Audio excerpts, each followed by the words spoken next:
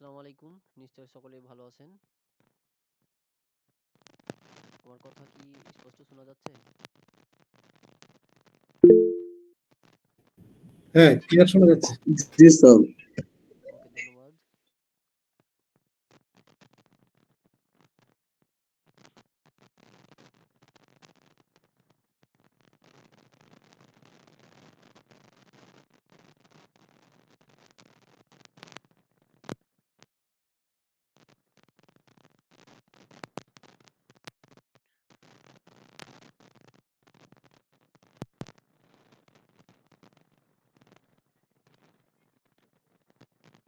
আসসালামু আলাইকুম। আজকে আবারও নতুন একটি ক্লাসে সবাইকে স্বাগতম। আজকে ষষ্ঠম ক্লাস। আমাদের লেকচার শিটে যে কোর্স মডিউল রয়েছে সেই কোর্স মডিউল আমরা দেখতে পাচ্ছি। স্যার আপনার তো স্পিকার গ্যারগ্যার করতেছে। শব্দ হচ্ছে কি? জি স্যার।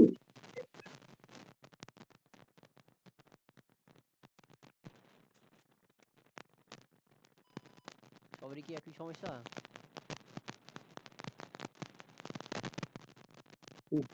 জি জি ক্লিয়ার হচ্ছে না।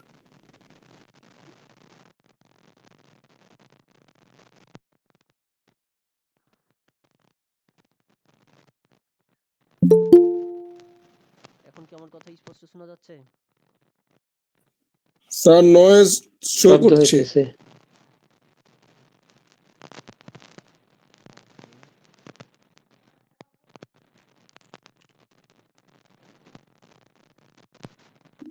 স্যার মেবি মনে হয় আপনার মাইকে প্রবলেম।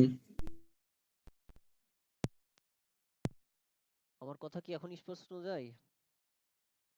জি এখন স্পষ্ট শোনা যাচ্ছে। ওকে, ঠিক আছে।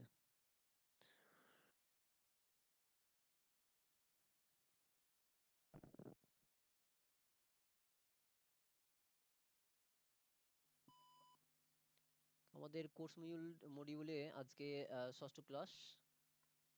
এই ষষ্ঠ ক্লাসে আজকে আমরা আলোচনা করব হোম মেনু নিয়ে।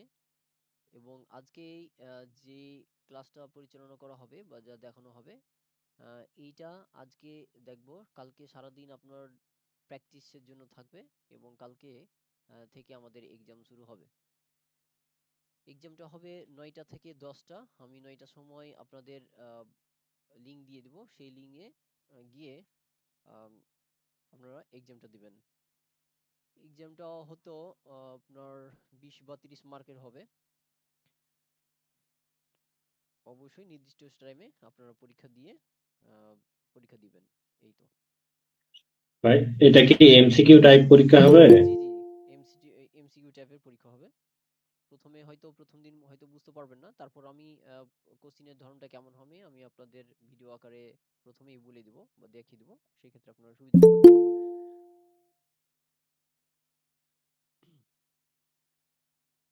এবং আজকে যে ক্লাসটা হবে সেটা তো এক্সাম দিবেন, কোনো অসুবিধা নাই। আমি কিন্তু আপনাদের প্র্যাকটিক্যাল কিছু ডকুমেন্ট তৈরি করতে দেবো, সেই ডকুমেন্টগুলো কিন্তু আপনি করবেন, অর্থাৎ ফাইল মেনুর আলোকে। হ্যাঁ, আজকে আমি আপনাকে দেখাই আমাদের লেকচার শিটে। দেখুন যে এখানে যে আছে সেই মেনুগুলো তো এখানে দেওয়াই আছে। হ্যাঁ, আমাদের যে লেকচার শিটে সেই লেকচার শিট অনুযায়ী আমরা দেখব। একটু আবারও আজকে যেহেতু ফাইল মেনু আমরা ক্লাস করব, সেহেতু আমরা একটু লেকচার শিটে ফাইল মেনুটা একটু দেখি। ওকে, ফাইল মেনু।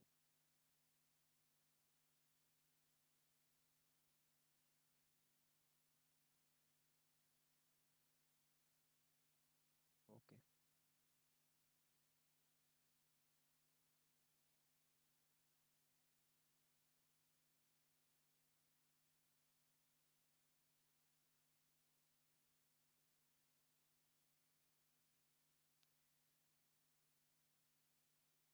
যে শিটগুলো দেওয়া হয়েছিল বা ক্লাসগুলো হয়েছিল, কারো কি কোনো সমস্যা আছে?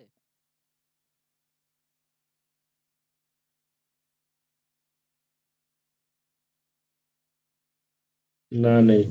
ওকে, ঠিক আছে।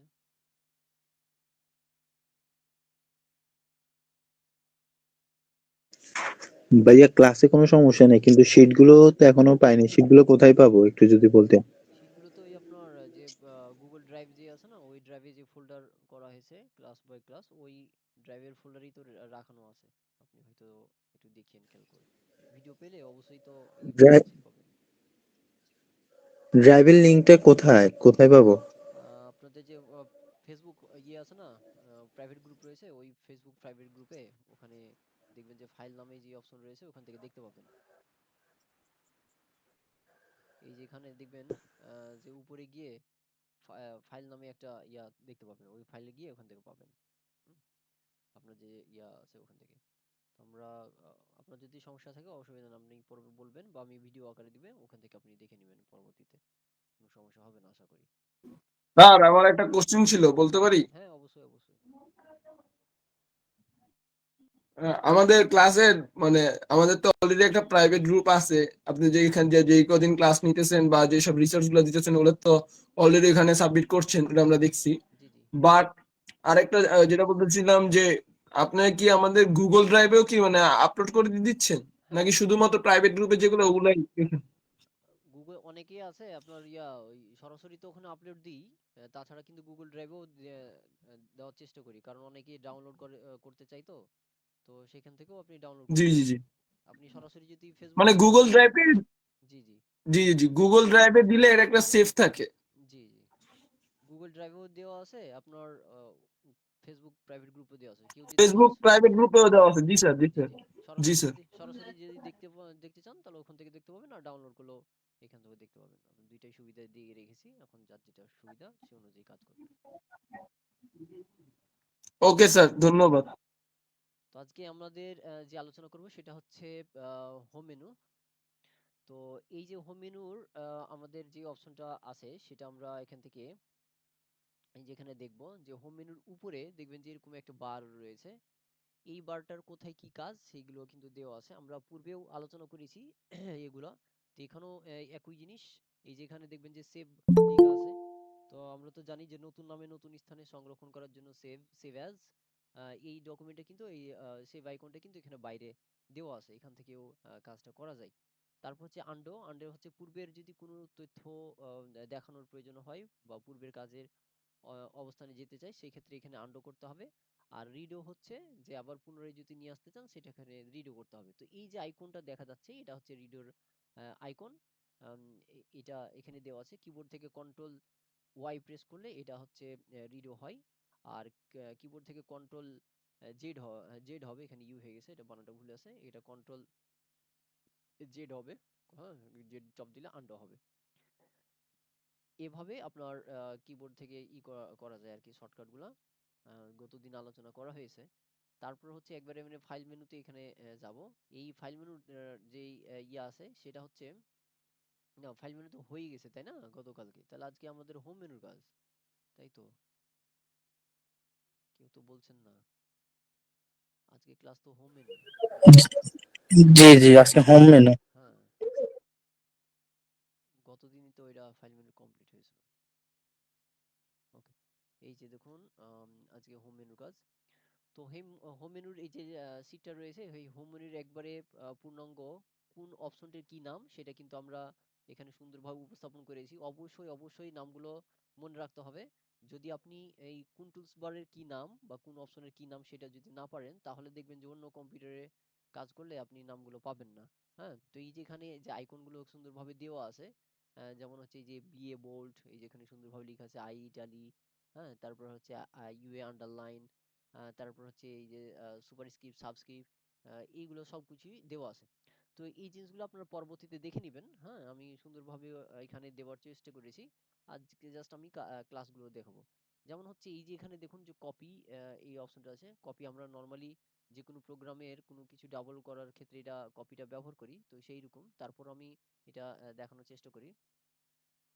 সেটা হচ্ছে যে আপনার কপি বা কাট আপনি যাই করেন না কোনো, অবশ্যই আপনার একটা ডকুমেন্টগুলো সিলেক্ট থাকা লাগবে। যেমন হচ্ছে আমি একটা নতুন পেজ নিলাম, পেজ নেওয়ার পর এখান থেকে আমরা কোনো কিছু এখান থেকে টাইপ করব। কারণ এখানে কোনো কিছু টাইপ করব, এখান থেকে ধরেন টাইপ করলাম যে ফ্রেন্ডস কমিউনিটি ট্রেনিং সেন্টার, 22 ওকে। আমি এই লেখাটাকে যদি ডাবল করার প্রয়োজন হয়, এখন দেখেন যে আমি এই যে হোম মেনুতে যেটা আছে, এই হোম মেনুর প্রথম যে আইকনটা আছে, অর্থাৎ এই যে দেখবেন যে কাট এবং কপি, এই আইকন দুইটা হাইড হয়ে আছে। তো হাইড তখনই হয়ে থাকবে যখন কোনো কিছু সিলেক্ট করা থাকবে না। কিন্তু যখনই কোনো কিছু লেখাটা সিলেক্ট করবেন তখন কিন্তু এই যেটা হাইড হয়েছে এগুলো কিন্তু হাইড হয়ে যাবে। যেমন আমি এখানে দেখুন যে 22 107 এইটা সিলেক্ট করলাম, সিলেক্ট করার সাথে সাথে দেখতে পাচ্ছেন যে এখানে কিন্তু অটোমেটিক এই যে দেখুন আমি সিলেক্ট করলাম, সেই জন্য কিন্তু এই যে কাট এবং কপি অপশনটা কিন্তু চলে এসছে। হ্যাঁ, সিলেক্ট না করলে কিন্তু এই জিনিসটা আসবে না। তো এখানে দেখবেন যে কপি যে আছে, এই যে কপির যে আইকন রয়েছে, দুইটা ডকুমেন্টের আইকন দেওয়া আছে, ছবি, এই এখানে যদি ক্লিক করেন মনে হচ্ছে যে কিছু ঘটলো না, কিন্তু এটা কিন্তু হয়ে গেছে। মানে আপনার এটা মনে করেন যে হাতের মুঠেই থেকে গেছে। এবার যেখানে রাখবেন সেই ডকুমেন্ট এখানে রাখতে হবে। রাখার পর এই যে এখানে দেখবেন যে পেস্ট লেখা আছে, এই যেখানে পেস্ট লেখা আছে, জাস্ট এখানে এরপর ক্লিক করবেন। ক্লিক করার সাথে সাথে ওই লেখাটা বা ওই ফন্টটা কি হয়ে যাবে, ডাবল হয়ে যাবে। তো এখান থেকে আপনার এইভাবে ডাবল করতে পারবেন। আরেকভাবে করা যায়, সেটা হচ্ছে সিলেক্ট থাকা অবস্থায় কিবোর্ড থেকে কন্ট্রোল সি, তাহলে কপি, যেহেতু কপির প্রথম অক্ষর হচ্ছে সি, সেজন্য কন্ট্রোল সি, অটোমেটিক এই যে হয়ে গেল। এখন যেখানে রাখবেন সেখানে কার্সর মোডে নিয়ে যাবেন এবং রাখার জন্য কিবোর্ডের শর্টকাট হচ্ছে কন্ট্রোল ভি পেস্ট। এই যে দেখুন ডাবল হয়ে গেছে। তাহলে যতবার আপনি কন্ট্রোল ভি প্রেস করবেন, লাস্ট যেটা কপি বা কাট যাই করেন না থাকুক না কেন, অটোমেটিক চলে আসবে। এই যে এখানে কিন্তু আমি এখানে দিয়ে দিয়েছি, এই যে দেখুন কপি, এই যে আইকন সহ একবারে ইলেকট্রিসিটি দেওয়া আছে, যে কোনো কিছুকে এক বা একাধিক ডাবল বা করার জন্য এই যে এখানে দেওয়া আছে। হ্যাঁ, এইখান থেকে যে দেখুন মাউস দিয়ে ক্লিক করলে যে কিভাবে হয় সেটাও কিন্তু দেওয়া আছে, কিবোর্ডেও কিভাবে করতে হয় যে সুন্দরভাবে উপস্থাপন করা আছে, যে লেখা প্রথমে সিলেক্ট করতে হবে এবং কন্ট্রোল সি চাপ দিতে হবে। এবং এভাবে সুন্দরভাবে কিন্তু সিটটা দেওয়া আছে। আমি ক্লাসটা দেখাচ্ছি, আপনি জাস্ট এটা পরবর্তীতে পড়লেই বুঝতে পারবেন যে হ্যাঁ, এই আমি যেভাবে দেখাচ্ছি ঠিক সেভাবেই এই জিনিসগুলো দেওয়া আছে। ওকে। এবার হচ্ছে যে আহ, কাট হচ্ছে কি, কাট মানে হচ্ছে কোনো লেখাকে মুছে ফেলার ক্ষেত্রে ব্যবহার করা হয় বা এক স্থান থেকে অন্য স্থানে সরানোর ক্ষেত্রে ব্যবহার করা হয়। এখন দেখুন যে আমার এই যে এফসিটিসি লেখা আছে, এই লেখাটিকে আমি সিলেক্ট করলাম, আমি চাচ্ছি যে প্রথম লাইন থেকে একবারে লাস্টে নিয়ে আসবো। তাহলে সিলেক্ট থাকা অবস্থায় এই যে এখান থেকে যে আইকনটা রয়েছে, একটা সিজারের ছবি দেওয়া আছে, অর্থাৎ কেঁচির ছবি দেওয়া আছে, এই সিজারের আইকনে জাস্ট ক্লিক করতে হবে। ক্লিক করলেই এটা মনে হচ্ছে হারিয়ে গেছে। তো এটা হারায়নি, এটা হচ্ছে ক্লিপবোর্ডে একটা অংশ আছে যেটা কম্পিউটারের যে কোনো তথ্যগুলো সেভ হয়ে থাকে, তো এখানে জমা হয়ে আছে। এখন আমি যদি এটা রাখতে চাই তাহলে যেখানে রাখবো সেখানে জাস্ট ক্লিক করতে হবে। ক্লিক করার পর কিবোর্ড থেকে কন্ট্রোল ভি অথবা এই যে উপরে যে আইকনটা রয়েছে পেস্ট যে আইকনটা, সেখানে ক্লিক করলেও পেস্ট হয়ে যাবে। এই যে দেখুন ডাবল হয়ে গেছে। তো এইভাবে করে পেস্ট করা যায়। তাহলে অবশ্যই আমরা কি করে জানলাম, কপির শর্টকাট হচ্ছে কন্ট্রোল সি, আর রাখার জন্য কন্ট্রোল ভি, এবং একই স্থান থেকে অন্য স্থানে সরার জন্য কন্ট্রোল এক্স কাট। তো এই হচ্ছে ইয়া। আর এই যে এখানে দেখবেন যে এই ক্লিপবোর্ডে ক্লিক করলে এখান থেকে দেখা যাবে যে এইগুলো কপি হয়েছে কি কাট হয়েছে, এগুলো কিন্তু দেখা যায়। হ্যাঁ, এই যে দেখুন কিবোর্ডে জমা হয়ে আছে। এখন আমি এখান থেকে দেখুন যে একটা যেটা হচ্ছে যে আমি এখান থেকে আমি পুরোটা আবার কেটে দিই, মনে করেন যে 2025 লিখলাম। এখন এই যে 2025 লিখলাম, আমি চাচ্ছি যে 25 লেখাটিকে সিলেক্ট করে কপি করব। এখন এখানে কন্ট্রোল সি প্রেস করলাম, অথবা এই যে উপরে যে আইকনটা রয়েছে, এই যে এখানে আইকনটা, এখানে ক্লিক করলাম, তো মনে হচ্ছে যে কিছুই ঘটেনি, কারণ কপি করলে কিছু বোঝা যায় না যে জিনিসটা সত্যি কপি হলো কি হয়নি, আমি ক্লিক করলাম কি ক্লিক করিনি, বোঝা যাচ্ছে না। তো এই জন্য যেটা করবেন সেটা হচ্ছে এই যে দেখুন হোম মেনুর এখানে এই যে এখানে সেপারেট সেপারেট করা আছে, অর্থাৎ এই অংশটুকু কিন্তু ক্লিপার ক্লিপার ক্লিপবোর্ডের আন্ডারে। তো ক্লিপবোর্ডের এখানে দেখবেন যে একটা ডট চিহ্ন রয়েছে। আপনি যখন ডটে ক্লিক করবেন, ক্লিক করার সাথে সাথে দেখবেন আপনার ক্লিপবোর্ডের তথ্যগুলো কিন্তু এখানে জমা আছে। মানে পূর্বে এবং পর্যায়ক্রমে যা কাজ করবেন সব কিন্তু এই যে ক্লিপবোর্ডে কিন্তু জমা থাকবে। এখন আমি দেখবেন, আমি আবারও দেখাই, যে যেমন আমি এই যে 20টা সিলেক্ট করলাম, সিলেক্ট করার পর এখন কপি করছি, কপি করার সাথে সাথেই দেখবেন যে এই যে আমার তথ্য ক্লিপবোর্ডে জমা হয়ে আছে। কারণ ক্লিপবোর্ডে যদি তথ্য জমা না থাকে তাহলে আপনি পেস্ট করতে পারবেন না। হ্যাঁ, এই যে এখানে জমা হয়েছে। এখন আমি যদি রাখতে চাই, ডাবল করতে চাই, তাহলে এখান থেকে এই যে পেস্টে ক্লিক করলেই এই যে দেখুন চলে আসলো, অথবা কন্ট্রোল ভি। অর্থাৎ তাহলে বোঝা যাচ্ছে যে আমাদের কপি বা কাট যাই করি না কেন, যদি সেটা ক্লিপবোর্ডে জমা থাকে, জমা থাকলেই ততক্ষণ পর্যন্ত পেস্ট করা যাবে, তাছাড়া কিন্তু যাবে না। এখন আমি মনে করেন এই যে এখানে দেখবেন যে ক্লিপবোর্ডে কিন্তু দুইটা অপশন আছে, একটা হচ্ছে পেস্ট ওয়াল আর একটা হচ্ছে ক্লিয়ার ওয়াল। এখন যদি আমি ক্লিয়ার করে দিই তাহলে দেখবেন যে আমার ক্লিপবোর্ডে কোনো তথ্য নাই। হ্যাঁ, মানে কম্পিউটারে যে ধরেন এক ধরনের যে মেমোরির মতো যে তথ্যগুলো থাকে সেটা কিন্তু নাই এখন। আপনি যদি পেস্ট করেন, কন্ট্রোল ভি প্রেস করেন, দেখবেন যে পেস্ট হচ্ছে না। এই যে আমি কতবার কন্ট্রোল ভি প্রেস করছি, পেস্ট হচ্ছে না, অর্থাৎ ওই জিনিসটা কিন্তু আসছে না। যেমন এটাও কিন্তু দেখুন হাইড হয়ে গেছে। কিন্তু আমি যদি এইটাকে বা যে অংশটা নিতে চাই সেটাকে সিলেক্ট করলাম, সিলেক্ট করার পর কিবোর্ড থেকে কপি কন্ট্রোল সি, অথবা এই যে উপরে যে মেনু আছে এটা যদি চাপ দিই, দেখবেন যে ওই অংশটা কিন্তু এই যে আমার ক্লিপবোর্ডে জমা হয়ে গেছে। তাহলে বোঝা যাচ্ছে যে কপি বা কাট যাই করি না কেন, এটা যদি আমরা দেখতে চাই যে কোথায় জমা হয়েছে, তাহলে আমরা এই ক্লিপবোর্ডে ক্লিক করলে এখানে জমা হবে। আর ক্লিপবোর্ডে যদি তথ্য থাকে তাহলেই শুধুমাত্র আপনি পেস্ট করতে পারবেন বা কপি করতে পারবেন। এই জিনিসগুলো খেয়াল রাখতে হবে। তাহলে এটা হচ্ছে ক্লিপবোর্ডের কাজ, এবং কপি এবং পেস্ট। এমন কোনো সফটওয়্যার বা এমন কোনো প্রোগ্রাম নাই যেখানে কপি এবং কাট এবং পেস্টের ব্যবহার করা হয় না, সব জায়গাতেই একই। তারপরে এখানে আমরা দেখব যে হোম মেনুরই আরো একটা অংশ। এই যে এখানে দেখবেন অবশ্যই একটা জিনিস লক্ষণীয় ব্যাপার রয়েছে, সেটা হচ্ছে কি, যে এই যে এখানে কিন্তু সেপারেট সেপারেট করা আছে। যেমন হচ্ছে এই অংশটুকু হচ্ছে ফন্টের, এই যে দেখুন ফন্ট লেখা আছে। তারপর হচ্ছে এই অংশটা হচ্ছে প্যারাগ্রাফ, এই যে দেখুন এটা হচ্ছে প্যারাগ্রাফ লেখা আছে। তো এই অংশটা কিন্তু মাঝে একটা একটা দাগ থাকবে, মানে আমরা বুঝার পদ্ধতি যেখানে দাগ থাকবে, যে দেখুন এটার আলাদা একটা অংশ আছে, এটা আলাদা অংশ আছে। তো এই হচ্ছে ব্যাপার। এখান থেকে খেয়াল রাখবেন যে আমার কোন অংশটা কোন মানে অপশনের। যেমন এখানটা হচ্ছে ফন্ট, অর্থাৎ এই এরিয়াটুকু ফন্ট নিয়ে এই যে সব কাজ করবে। এই যে এখানে দেখাচ্ছেন, এখান থেকে দেখা যায়। তারপর হচ্ছে এখানে দেখবেন যে এখানে এই যে এখানে নাম দেওয়া আছে একটা, এটা হচ্ছে ফন্টের নাম। হ্যাঁ, এটা হচ্ছে ফন্টের নাম, অর্থাৎ বিভিন্ন ভাষা, আপনি বাংলা, ইংলিশ, উর্দু, ফার্সি যাই করবেন সেটা করা যায়। তো এখানে এই যে এখানে অ্যারো চিহ্ন আছে, যেমন এই যে একটা নামের পাশে একটা অ্যারো চিহ্ন, যেখানে দেখবেন যে কোনো অপশনের পাশে অ্যারো চিহ্ন আছে, তাহলে বুঝবেন যে এটার অধীনে আরো কিছু আছে। এখানে যখন ক্লিক করবেন দেখবেন যে অনেকগুলো কিন্তু ফন্টের নাম চলে আসছে। এই যে দেখুন অনেক কম চলে আসছে। আপনার কম্পিউটার বা ল্যাপটপ বা পিসিতে যতগুলো ফন্ট ইনস্টল করা থাকবে সবগুলো কিন্তু ফন্ট এখানে দেখতে পাবেন। আপনি যেই ফন্টটা নিবেন জাস্ট ওই ফন্টটাতে জাস্ট ক্লিক করবেন।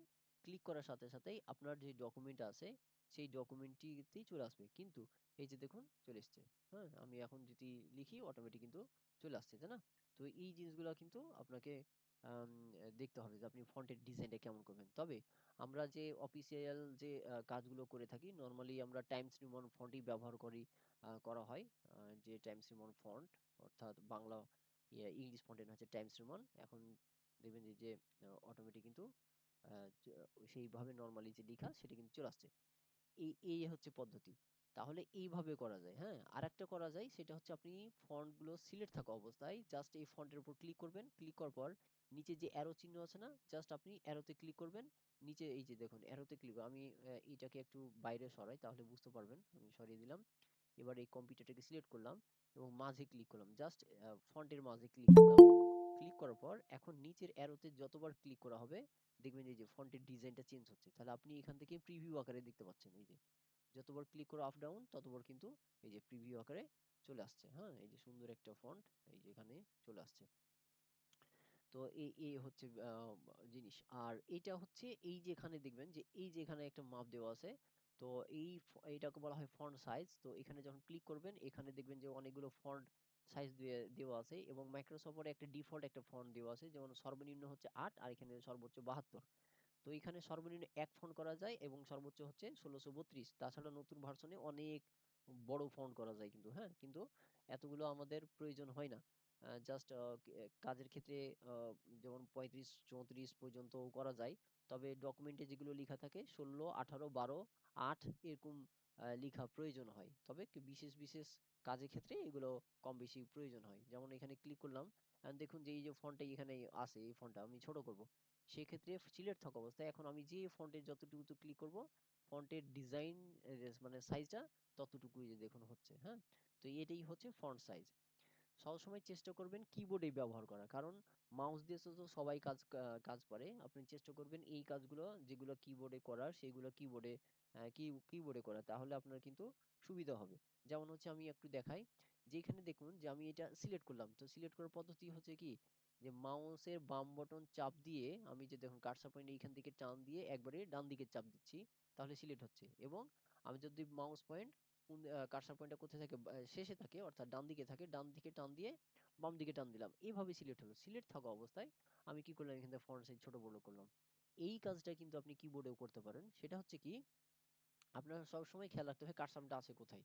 কার্সার পয়েন্ট বলতে বোঝানো হচ্ছে এই যে দেখবেন যে একটা লাইন, এই যে দাগটা যাচ্ছে আর আসছে, এটাকে বলা হয় কার্সার পয়েন্ট। আপনি যদি একটু লক্ষ্য রাখেন, এই যে আহ, নিভছে আর বন্ধ হচ্ছে, জ্বলছে আর বন্ধ হচ্ছে, এই যে, হ্যাঁ, এটাকে বলা হয় কার্সার পয়েন্ট। তো এই কার্সার পয়েন্টটা লেখার কোন পজিশনে আছে, যেমন আমি যদি এই লেখাটা দেখি তাহলে দেখবেন যে এই কার্সার পয়েন্টটা কোথায় আছে, লেখার লাস্টে। তাহলে আমি নর্মালি মাউস দিয়ে যদি করি তাহলে কি করা হলো, যে আমার ডান থেকে বাম দিকে সিলেক্ট করলাম, হ্যাঁ, এই যে দেখুন, আমি টান দিলাম, এই যে মাউসের বাম বাটন চাপ দিয়ে ধরে টান দিলাম, তাহলে কি সিলেক্ট হলো। তো এই কাজটা আমি মাউস দিয়ে করবো না, এখন এই কাজটা আমি কিবোর্ডে করব। সেই জন্য যেটা করতে হবে আপনার, সহজে একবারে, আম, সহজে একটি পদ্ধতি, সেটা হচ্ছে কিবোর্ডে আমরা তো জানি যে শিফট নামে একটা বাটন আছে, অর্থাৎ কন্ট্রোলের উপরে যে বাটনটা সেটা হচ্ছে শিফট বাটন। আপনি কিবোর্ড থেকে জাস্ট এখানে ক্লিক করবেন, শিফট চাপ দিয়ে চারটা যে অ্যারো চিহ্ন আছে, এই যে দেখুন আমি শিফট চাপ দিলাম, এই জন্য আমাদের চারটা যে অ্যারো চিহ্ন আছে, এই যে দেখুন চারটা অ্যারো চিহ্ন, বামের অ্যারোতে, মানে আমি যেহেতু ডান থেকে বামই করব সেই জন্য এখানে একবার একবার ক্লিক করবো, এই যে দেখুন, আবারও দেখাই, শিফট প্রেস করলাম এবং ক্লিক করলাম, এই যে দেখুন, যতবার ক্লিক করবে যে সিলেক্ট হচ্ছে, আমি কিন্তু শিফট চাপ দিয়ে আছি, হ্যাঁ, এই যে সিলেক্ট হচ্ছে। তাহলে এভাবে আমার যদি কার্সর পয়েন্টটা কোথায় থাকে, প্রথম দিকে থাকে, তাহলে অবশ্যই এইভাবে সিলেক্ট করতাম।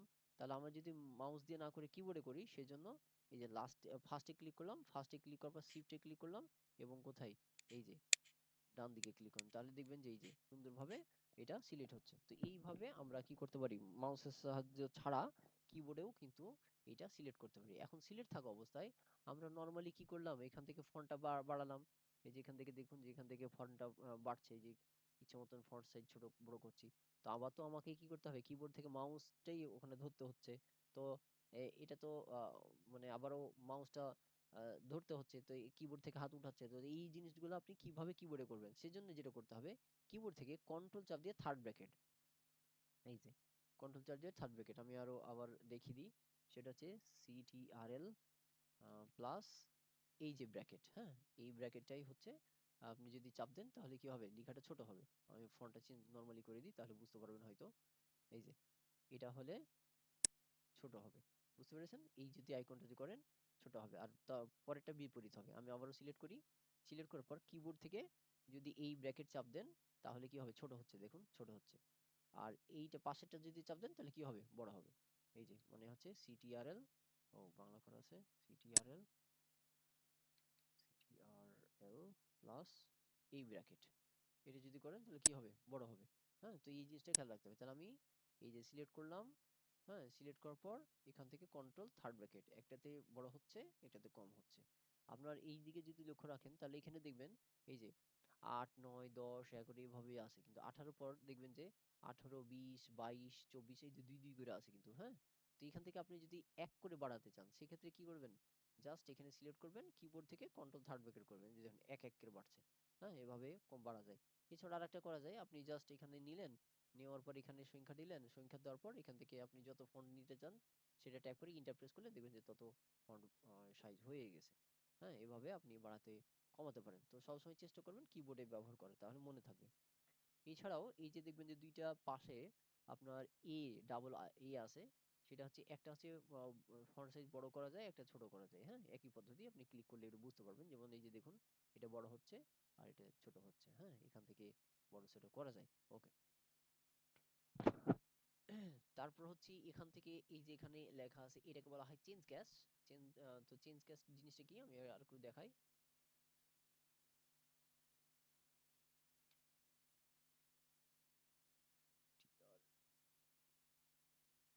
দেখুন আমি টাইপ করলাম, এখন আমি যা টাইপ করেছি সব কিন্তু কি হয়েছে, আপনার ক্যাপিটাল লেটার হয়েছে। আমি এই ফন্টটা স্বাভাবিক করি, ওকে, এটাকে স্বাভাবিক করে দিই তাহলে সুবিধা হবে। ওকে, স্বাভাবিক করে দিলাম। এখন ফন্ট একটু আমি বড় করি বোঝার সুবিধার্থে। ওকে, এখন দেখেন যে এই যে সব ফন্ট গুলো কি হয়েছে, সব ছোট হাতের হয়েছে এবং প্রথম অক্ষরগুলো বড় হয়েছে। তো এইগুলোকে বলা হয় ক্যাশ। তো ক্যাশ হচ্ছে পাঁচ ধরনের হয়। আমি যখন এখানে ক্লিক করব দেখবেন যে এখানে নাম আছে, এই যে এখানে কয়েকটা নাম আছে, অবশ্যই মনে রাখতে হবে। প্রথম যে অপশনটা আছে সেটা হচ্ছে সেন্টেন্স ক্যাশ। আমরা যদি এই লেখাটার দিকে লক্ষ্য রাখি তাহলে আপনি বুঝতে পারবেন যে কেমন হচ্ছে। আমি এটাকে একটু বড় করি, জাস্ট আমি এটুকু আপনার বোঝার সুবিধার্থে এটাকে বড় করি, এই যে দেখুন আমি বড় করলাম। প্রথম আমরা যদি খেয়াল রাখি, তাহলে দেখেন লিখা আছে যে ক্যাশ। ক্যাশ মানে হচ্ছে যে আম, এই যে দেখেন লিখা আছে সেন্টেন্স ক্যাশ। এই যে এখানে সেন্টেন্স ক্যাশ এবং লিখাটা যদি আমরা দিকে খেয়াল রাখি, তাহলে দেখবেন যে প্রথম সেন্টেন্সের প্রথম অক্ষরটা বড়, বাকিগুলো ছোট। লোয়ার কেস হচ্ছে সবগুলো ছোট হবে, আর আপার কেস হচ্ছে সবগুলো বড় হবে। আর ক্যাপিটাল ইচ ওয়ার্ড মানে হচ্ছে প্রতিটা সেন্টেন্সের প্রথম অক্ষর বড় হবে। আর টুগেল ক্যাস হচ্ছে যে যেগুলো ছোট আছে সেগুলো বড় হবে, বড়গুলো ছোট হবে। ঠিক একই পদ্ধতি এই জিনিসটা কিন্তু এই যে এখানে আছে। হ্যাঁ, আমি এটা ছবি বুঝার সুবিধার্থে এখানে নিয়ে আসলাম। তো এটা হচ্ছে ক্যাশ। তাহলে ক্যাশ হচ্ছে কয় ধরনের হচ্ছে? ১, ২, ৩, ৪, ৫। মনে করেন যে এখান থেকে যদি পরীক্ষাতে প্রশ্ন থাকে যে বলা হচ্ছে মাইক্রোসফটে ক্যাশ কত ধরনের, তাহলে আপনাকে প্রশ্ন উত্তর দিতে হবে যে ৫ ধরনের। যদি এরকম থাকে যে লোয়ার কেস থাকা অবস্থায় লিখা কি হয়? ছোট হয়। যদি বলা হয় আপার কেস থাকা অবস্থায় আপনার কি হয়? লিখা বড় হয়, তাই না? তো এইভাবে আপনার প্রশ্নগুলো থাকতে পারে আগামী প্রশ্ন, মানে যখন আপনাদের এক্সাম নেওয়া হবে। তো এই জিনিসগুলো কিন্তু খেয়াল রাখতে হবে। হ্যাঁ, তো এখন দেখেন যে আমার এখান থেকে এই যে লেখাটা আমি সিলেক্ট করলাম। এখন এখান থেকে ক্যাচ করে দেখি যে সেন্টেন্স ক্যাচ যদি করি, তাহলে দেখবেন যে প্রথম লেখা বড় হয়েছে, বাকিগুলো সব ছোট। আবার এখানে ক্লিক করলাম লোয়ার ক্যাচ, সবগুলো কি হবে? এই যে স্মল লেটার হয়ে যাবে। যদি আপার ক্যাচ করি তাহলে দেখবেন যে সবগুলো বড় হয়ে যাবে। হ্যাঁ, তারপর হচ্ছে যে capital each word. Capital each ওয়ার্ডে যদি ক্লিক করেন দেখবেন প্রতিটা সেন্টেন্সের প্রথম অক্ষর বড় হচ্ছে। আর যদি আমরা কি করি টুগল করি, তাহলে যেগুলো ছোট আছে সেগুলো বড় হবে, আর বড়গুলা ছোট হবে। তো এইভাবে কি করা যায়, এটা ছোট থেকে বড়, বড় থেকে ছোট, এইগুলা কিন্তু করা যাবে। হ্যাঁ, এই যে দেখবেন এইভাবে কিন্তু করা যাবে। তো অবশ্যই অবশ্যই আপনাকে কি করতে হবে, লেখা থাকলে অবশ্যই লেখাগুলোকে সিলেক্ট করবেন। সিলেক্ট করার পর তখন এখান থেকে ক্যাশগুলো ব্যবহার করতে পারেন যখন যে ডকুমেন্টের যেটা প্রয়োজন, খুব সহজেই আপনারা ব্যবহার করবেন। তো এইটাই হচ্ছে চেঞ্জ ক্যাশের অংশ। তারপর হচ্ছে যে এই যে নিচে যে অংশটি লেখা আছে দেখুন, BIU। হ্যাঁ, BIU, বি মানে হচ্ছে বোল্ড, আই হচ্ছে ইটালি, আর ইউ হচ্ছে আন্ডারলাইন। অর্থাৎ কোন সেন্টেন্সকে যদি আপনি মোটা করার প্রয়োজন হয়, সেক্ষেত্রে বি এ ক্লিক করার পর আপনি পরবর্তীতে যা টাইপ করবেন লেখাটা দেখবেন মোটা হয়ে গেছে। হ্যাঁ, আর যদি আগে থেকে লেখা থাকে, মনে করেন যে আমি এখানে যে ফ্রেন্ডস কম্পিউটার টেনশনে লেখা আছে, আমি কম্পিউটার লেখাটাকে বড় করব, তাহলে সেই জন্য মোটা করব, সেই জন্য এটাকে সিলেক্ট করলাম। সিলেক্ট করার পর এখন যদি বি এ ক্লিক করি, তাহলে দেখবেন যে এটা বোল্ড হয়ে গেছে, অন্যগুলোর চাইতে মোটা হয়ে গেছে, যে দেখুন বোল্ড হয়ে গেছে। আর এটা বোল্ড হইলো কিনা এটা বোঝার পদ্ধতি হচ্ছে, আপনি যখন বিয়ে ক্লিক করবেন তখন দেখবেন যে এটা তো মোটা হয়ে যাচ্ছে, এটা বোল্ড তো হয়ে যাচ্ছে, এবং তার সাথে সাথে এই যে বিয়ের চারপাশে কিন্তু একটা বর্ডার হয়ে যাবে। তাহলে খুব সহজে কিন্তু বোঝা যাবে যে এটা বোল্ড হলো কিনা। যেমন আয়ের পাশে দেখেন যে কোনো বর্ডার নাই, মানে এটা অ্যাক্টিভ নাই। যেমন ইউ এর পাশে নাই, মানে অ্যাক্টিভ নাই, শুধু এখন বিয়ে বিয়ে আছে, সেজন্য বোল্ড হয়ে আছে। এটাই যদি কিবোর্ডে করার প্রয়োজন হয়, তাহলে সিলেক্ট থাকা অবস্থায়, এই যে দেখুন আমি এখানে এটাকে সিলেক্ট করছি, সিলেক্ট থাকা অবস্থায় কিবোর্ড থেকে কন্ট্রোল বি একবার চাপ দিলে বোল্ড হবে, একবার চাপ দিলে নরমাল হবে। যেমন দেখুন এখানে বোল্ড হয়ে আছে, আবার যদি কন্ট্রোল বি প্রেস করি নরমাল হয়ে যায়। কিন্তু অনেকে কি করে না বোঝার কারণে কন্ট্রোল বি চাপ দিয়ে ধরেই থাকে। যদি ধরে থাকেন দেখবেন যে প্রোগ্রামটা চালু হবে অফ হবে, চালু হবে অফ হবে, এই যে হতেই আছে বন্ধ হতেই আছে, এভাবে মনে হয়। তো এটা অবশ্যই খেয়াল রাখবেন, কন্ট্রোল বি চাপ দিতে হবে একবার করে। কিন্তু সিলেক্ট থাকা অবস্থায় আপনি যদি আগেই বি চাপ দেন, তাহলে কিন্তু যেই অংশটা সিলেক্ট থাকবে সেটা মুছে যাবে। তো এই জিনিসটা কিন্তু খেয়াল রাখতে হবে। হ্যাঁ, ওকে, কন্ট্রোল জেড চাপ দিয়ে নিয়ে আসলাম। আবারও আই ক্লিক করলাম, দেখবেন হালকা বাঁকা হয়ে গেছে। আর নিচে যদি দাগ দেওয়ার প্রয়োজন হয়, তাহলে আন্ডারলাইন ইউ ক্লিক করলে অটোমেটিক কিন্তু এই যে নিচে দাগ হয়ে গেছে। এখানে একটা লক্ষণীয় বিষয় বিষয় হচ্ছে যে এই যে দেখুন যে লেখা আছে বি এর পাশে বর্ডার আছে। এই যে দেখুন যে বি এর পাশে কি আছে এখানে, বর্ডার বি নাই, বি এর পাশে কোনো অ্যারো চিহ্ন নাই, আই এর পাশে অ্যারো চিহ্ন আছে, ইউ এর পাশে অ্যারো চিহ্ন। দেখুন এখান থেকে কিন্তু বোঝা যায় যে আপনার কোন অংশগুলো কেমন। যেমন এখান থেকে আমি একটু আপনাদের সুবিধার্থে এটা একটু স্ক্রিনে বড় করি আইকনটা। আমি আবারও বলি, দেখেন আমাদের বিএ মানে হচ্ছে বোল্ড, এই যে দেখুন বি এর পাশে কোনো কিন্তু অ্যারো চিহ্ন নাই, মানে এটা হচ্ছে সিঙ্গেল, একটাই। ইউ এর পাশে দেখুন কোনো অ্যারো চিহ্ন নাই, এটাও কিন্তু একটাই। কিন্তু দেখবেন ইউ এর পাশে আছে, যখন কোনো অপশনের পাশে কোনো অ্যারো চিহ্ন থাকবে, তখন বুঝবেন যে এটার অধীনে আরো কিছু আছে। হ্যাঁ, তো এখান থেকে দেখবেন যে আমি যখন এই অ্যারোতে ক্লিক করব, তখন দেখবেন যে অনেকগুলো আন্ডারলাইনের ডিজাইন কিন্তু অটোমেটিক চলে এসছে।